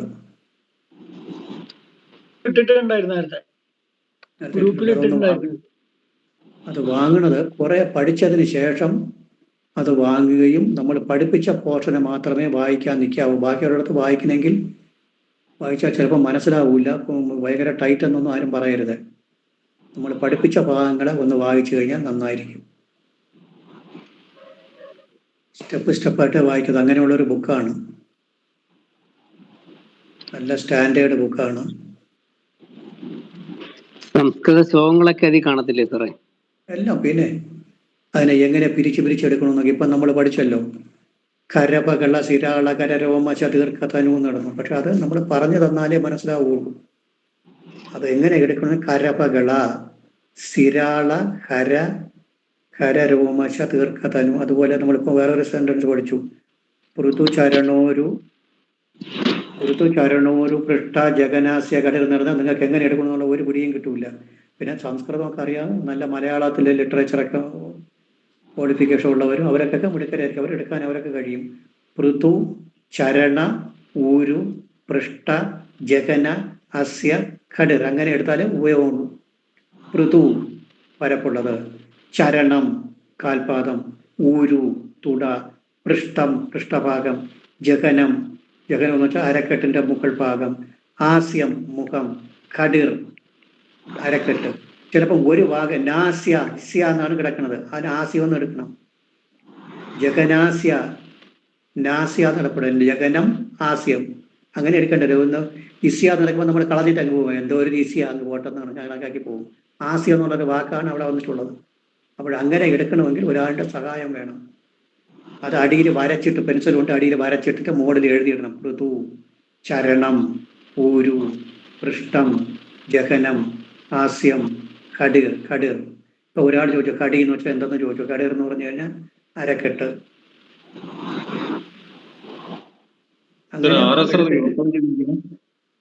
എങ്ങനെ ആരുടെ വിവർത്തനാണ് സാർ അത് ആ ഗ്രന്ഥം? രാമകൃഷ്ണ എന്നെന്തോന്നോ വരും. എന്റെ ആ ബുക്കല്ല ഇരിക്കുന്നത്, എന്റെ കൈക്കുളങ്ങരയുടെ professor K Ramakrishna Pillai. Professor K Ramakrishna Pillai. Professor K Ramakrishna Pillai അദ്ദേഹത്തിന്റെ ബുക്ക് നല്ല ബുക്കാണ്, എല്ലാവരും വാങ്ങുന്ന ബുക്ക് അതാണ്. അത് വാങ്ങിയാൽ മതി. സാർ അത് ഞാൻ ഗ്രൂപ്പിൽ ഇട്ടിട്ടുണ്ട്. ഇപ്പൊ ഗ്രൂപ്പിൽ ഇട്ടിട്ടുണ്ട്. നേരത്തെ ലാൽ സാർ തന്നോ നമ്മുടെ ഈ ഗ്രൂപ്പിൽ ഇട്ടിട്ടുണ്ട്. ഗ്രൂപ്പിലേക്ക് ഇട്ടിട്ടുണ്ടെങ്കിൽ അത് അതിന്റെ ബയണ്ട് നോക്കിയാൽ മതി. ആ ബുക്ക് വാങ്ങണം, വാങ്ങി വായിച്ചു കഴിഞ്ഞാൽ നന്നായിരിക്കും. പിന്നെ വേറെയും ബുക്കുകൾ ഉണ്ട്, ലൈറ്റ് ആയിട്ട് എഴുതിയിട്ടുണ്ട്. എറണാകുളത്ത് എവിടെയാ കിട്ടുന്നത്? എറണാകുളത്ത് എവിടെയാണെന്ന് പിടിയില്ല, അത് ആരുടെങ്കിലും ചോദിച്ചാൽ തന്നെ അറിയാം. പിന്നെ വേറെ ഡൈല്യൂട്ടായിട്ട് എഴുതിയ ബുക്കുണ്ട്, നമ്മുടെ തൃശ്ശൂരിന് ഇറങ്ങുന്ന കണ്ടല്ലോ, നമ്മുടെ ജനാർദ്ദനക്കുറുപ്പ് സാർ എഴുതിയിട്ടുള്ള ബുക്കുകളുണ്ട്, ഘോരാമൃതം എന്നൊക്കെ പറഞ്ഞ്.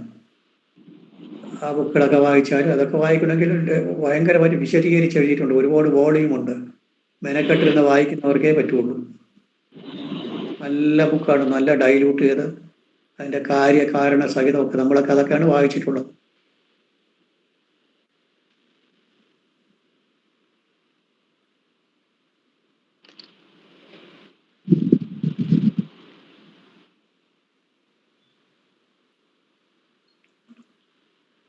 ഇന്ന് കുറച്ച് പോർഷൻ അങ്ങ് നീങ്ങിപ്പോയി. ഇനി നാളെ വരുമ്പോൾ അടുത്ത ക്ലാസ്സിൽ രാഹുകേതുക്കളെ കുറിച്ച് കുറച്ച് പറയും. പിന്നെ ഒരു ബാച്ചിന് ചന്ദ്രനും ചൊവ്വയും പഠിച്ചില്ല, അത് രണ്ടും കൂടി പഠിക്കണം. അതും കൂടി പഠിക്കുമ്പോഴേ പൂർണ്ണമാവുള്ളൂ. അത് അടുത്ത ക്ലാസ്സിൽ നോക്കാം, ചന്ദ്രനെ കുറിച്ച് നോക്കാം. സാർ, ഈ കുംഭലഗ്നം ഏറ്റവും മോശമായ ഒരു ലഗ്നം എന്ന് പറയുന്നത് ശരിയാണോ സാർ? അങ്ങനെയൊന്നുമില്ല. കുംഭലഗ്നം എന്ന് പറയാൻ ഞാനങ്ങനെ പറയേണ്ട കാര്യം, കുംഭം കുടമാണ് ഇരിക്കുന്ന, കുടം ഒഴിഞ്ഞ കുടമാണ്, അതിനകത്ത് ഒന്നും ഇല്ല എന്നൊക്കെ പറയും. അങ്ങനെയൊക്കെ പറയുന്നതാണ്. അങ്ങനെയൊന്നുമില്ല, ഗ്രഹനിലയിൽ കൂടി നോക്കണം. ഏറ്റവും മോശപ്പെട്ട് പറയുന്നത് വൃശ്ചികത്തിനെയാണ് മോശം എന്ന് പറയാറുള്ളത്. വൃശ്ചികത്തിന് ഛന്നപാപ, ക്രൂരചേഷ്ട, ശൈശവേ വ്യാധിതച്ച, ജനകൗരു വിയുക്ത എന്നൊക്കെ പറയുന്നതൊന്നും നല്ലതല്ല.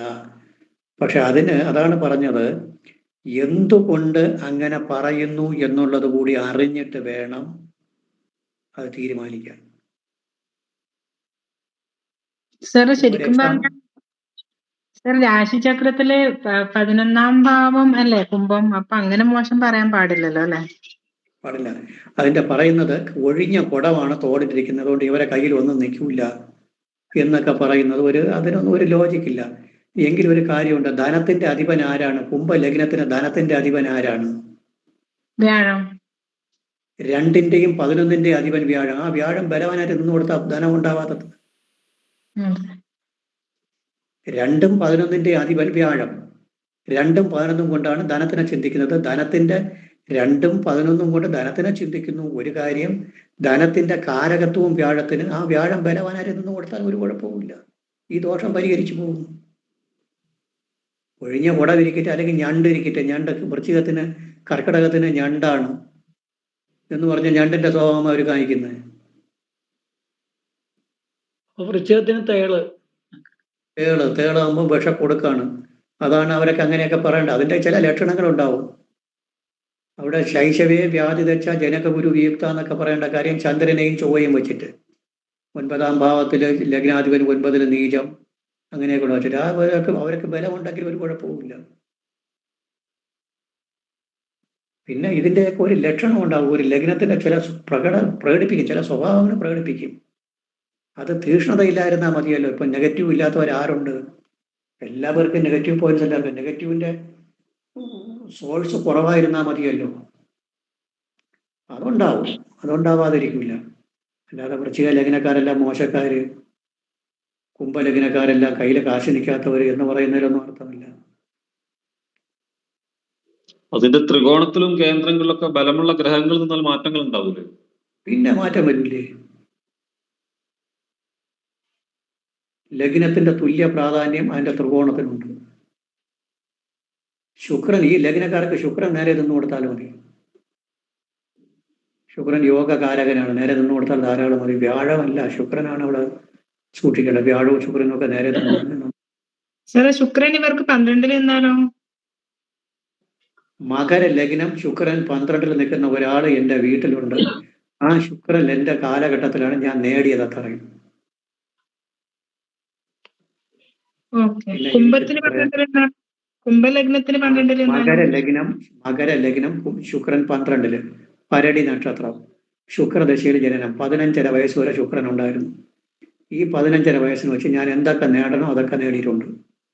ഒരു സർക്കാർ ജോലി കൈ കിട്ടി, അതിൽ 2 പ്രൊമോഷനും ഈ കാലയളവിൽ ഉണ്ടായി. വസ്തു വാങ്ങി, വീട് വച്ചു, എന്തൊക്കെ നേടാനുണ്ട് അതൊക്കെ നേടിയെടുത്തു. അങ്ങനെ മോശമാണെങ്കിൽ അത് മോശപ്പെടൂല്ലേ? അല്ല സാർ, കുംഭലഗ്നത്തിന് ആണെങ്കിലോ 12 മകരത്തിലെ ശുക്രനാണെങ്കിലോ? ഒന്നും ചെയ്യൂല, നന്നായിരിക്കും.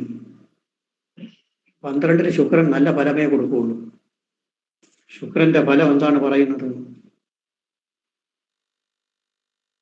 ശുക്രന്റെ ഫലം പറയുന്നത് എന്താണ്? സ്മരനിപുണ സുഖവാംസ്തു വിലഗ്നെ പ്രിയകലകോ ഹസ്തഗതേ സുരദേവ്ഷു തനയഗതേ സുഹിതോ ഭൃഗുപുത്രേ ഗുരുവദോ ഗുരുവദതോ അന്യഗ്രഹേ സധനോ അന്ത്യേ. 12 നിന്നാൽ നല്ല ധനം ഉണ്ടാവുമെന്നാണ് കോരയിൽ പറയുന്നതാണ്. അവിടെ കൂടുതലൊന്നും പറയാറില്ല, എന്തെങ്കിലുമൊക്കെ 1-2 വാക്കുകളെ പറയുള്ളൂ.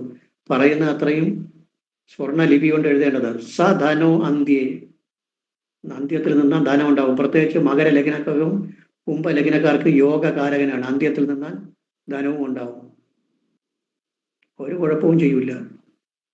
12 നിന്നാൽ ഗുണം ചെയ്യുന്ന ഏകഗ്രഹം ശുക്രൻ.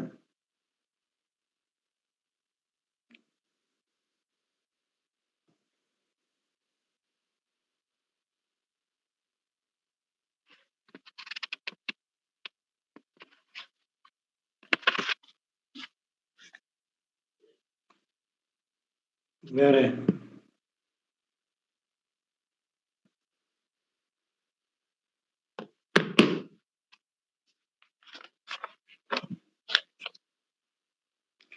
എന്തെങ്കിലും ചോദിക്കാനോ എടുക്കാനോ ഉണ്ടോ? ഈ ശനി അഷ്ടമത്തിൽ നിന്നാല് ആയുസിനെ വർദ്ധിപ്പിക്കുകയോ ആയുസിനെ കുറയ്ക്കുകയോ എന്താ ചെയ്യുക? 2 അഭിപ്രായങ്ങൾ. വർദ്ധിപ്പിക്കും. ശനി അഷ്ടമത്തിൽ നിന്നാൽ ശനിക്ക് ഏക സുഖം സ്വഭാവമുള്ളത്, ആയുസിന് ഒരു ദോഷവുമില്ല. ബാക്കിയുള്ള കാര്യത്തിന് നല്ലതല്ല. അത് ആയുഷ് കാരകനായതുകൊണ്ട് അഷ്ടമത്തിൽ നിന്ന് കഴിഞ്ഞിട്ടുണ്ട്, ആയുസിന് ഒരു പ്രശ്നവുമില്ല. ബാക്കിയുള്ള കാര്യത്തിന് നല്ലതല്ല. പക്ഷേ ആ ശരീരം കൂടെ വേറെ പാപമാരി നിൽക്കരുത്. ഈ കാരഗ്രഹം ഭാവത്തിൽ നിൽക്കുന്നത് നല്ലതാണ്. കാരഗ്രഹം ഭാവത്തിൽ നിൽക്കുന്നത് ഒരുപാട് പ്രാവശ്യം പറഞ്ഞിട്ടുള്ളതാണ്. കാരകൻ പാവത്തിൽ നിൽക്കുമ്പോൾ അതിന്റെ കൂട്ടത്തിൽ പാപഗ്രഹങ്ങൾ കൂടി നിന്ന് കഴിഞ്ഞാൽ ദോഷം, അല്ലെങ്കിൽ ഒന്നും ചെയ്യില്ല. അത് വിശദമായിട്ട് പഠിക്കേണ്ട വിഷയമാണ്. പാവചിന്ത പഠിക്കുമ്പോൾ ഞാൻ പറഞ്ഞുതരാം. പിന്നെ ശനി 12 നിന്നല്ല സാർ, ശനി 12 നിന്നാലോ? ശനി 12 ശനിയോ? 12 നിന്നാൽ നല്ലതല്ല. 12 നല്ലതല്ല. ശനി 12 നിന്നാൽ സൂര്യൻ 12 നിൽക്കുന്ന ഫലം പറയണമെന്നാണ്. സൂര്യൻ 12 നിൽക്കുന്ന ഫലം പറയുന്നത് പതിതസ്തു രീപ എന്നാണ്, പതനമാണ്. സൂര്യൻ 12 എന്നാൽ പതിതസ്തു രീപേ, പതനം.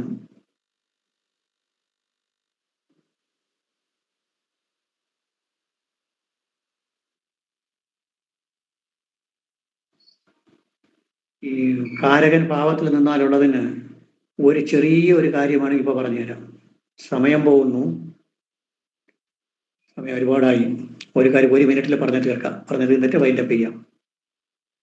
കോരയിലെ 4-ാമത്തെ ചാപ്റ്ററിൽ ഇങ്ങനെ ഒരു ശ്ലോകമുണ്ട്. 3-ാമത്തെ ശ്ലോകം. രവി ഇന്ദു ശുക്ര അവനിജയ് സ്വപാകർ ഗുരു ത്രികോണ ഉദയ ധർമ്മകേ അഭി എന്ന് പറഞ്ഞുകൊണ്ടൊരു ശ്ലോകമുണ്ട്. അതിന്റെ അർത്ഥം വേണമെങ്കിൽ പറഞ്ഞുതരാം. വ്യാഴം ത്രികോണ ഗുരു ത്രികോണ ഉദയകെ ധർമ്മകെ, അതായത് വ്യാഴം 5-ലോ ലഗ്നത്തിലോ 9-ലോ, ഗുരു ത്രികോണ ഉദയ ധർമ്മകെ, വ്യാഴം 5-ലോ ലഗ്നത്തിലോ 9-ലോ നിന്ന് നിൽക്കുന്ന സമയം, സഞ്ചരിക്കുന്ന സമയം അല്ലെങ്കിൽ വരുന്ന സമയം സന്താനം ഉണ്ടാകുമെന്നാണ്. വ്യാഴം 5-ലോ 9-ലോ ലഗ്നത്തിലോ നിന്നാൽ സന്താനം ഉണ്ടാകുമെന്ന് പറയുന്നുണ്ട് ഇപ്പോൾ ശാസ്ത്രത്തിൽ. വ്യാഴം 5-ലോ ലഗ്നത്തിലോ 9-ലോ. അവിടെ 1, 5, 9 എന്നല്ല പറഞ്ഞത്. 1, 5, 9 എന്നല്ല പറഞ്ഞത്. 5, 1, 9. അപ്പോൾ 5-ല് വ്യാഴം നിൽക്കുക എന്ന് പറഞ്ഞാൽ വ്യാഴം ആര്?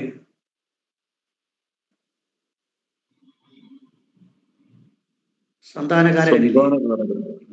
സന്താനകാരകൻ. സന്താന ഭാവം ഏത്? 5-ാം ഭാവം. 5-ൽ നിന്നാൽ സന്താനം ഉണ്ടാവും എന്ന് പറയുന്നത് എന്തിന്?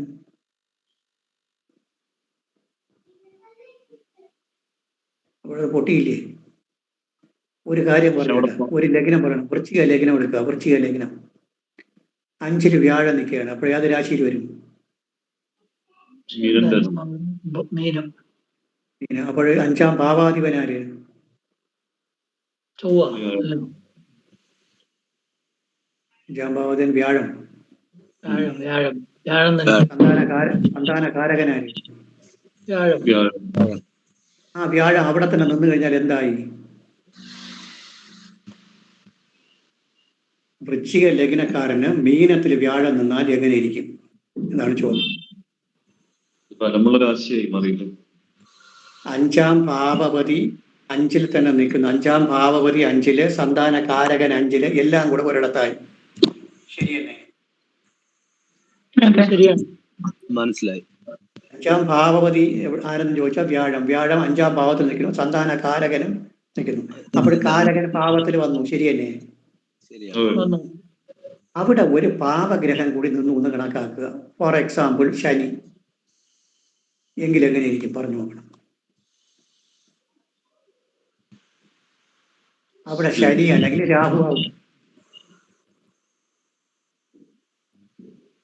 തടസ്സങ്ങളുണ്ടാവുമല്ലോ സാറേ. സന്താനം ഉണ്ടാകാൻ കുറച്ച് താമസം വരും. അതിനെ ഒന്ന് എക്സ്പ്ലെയിൻ ചെയ്യാൻ പറഞ്ഞു. എങ്ങനെ എക്സ്പ്ലെയിൻ ചെയ്യാം? 5-ാം ഭാവത്തിൽ ശനി നിൽക്കുന്നു. ശരിയല്ലേ? 5-ാം ഭാവാധിപനോട് കൂടെ ശനി ചേർന്ന് നിൽക്കുന്നു. ശരിയല്ലേ? ശരിയാണ്.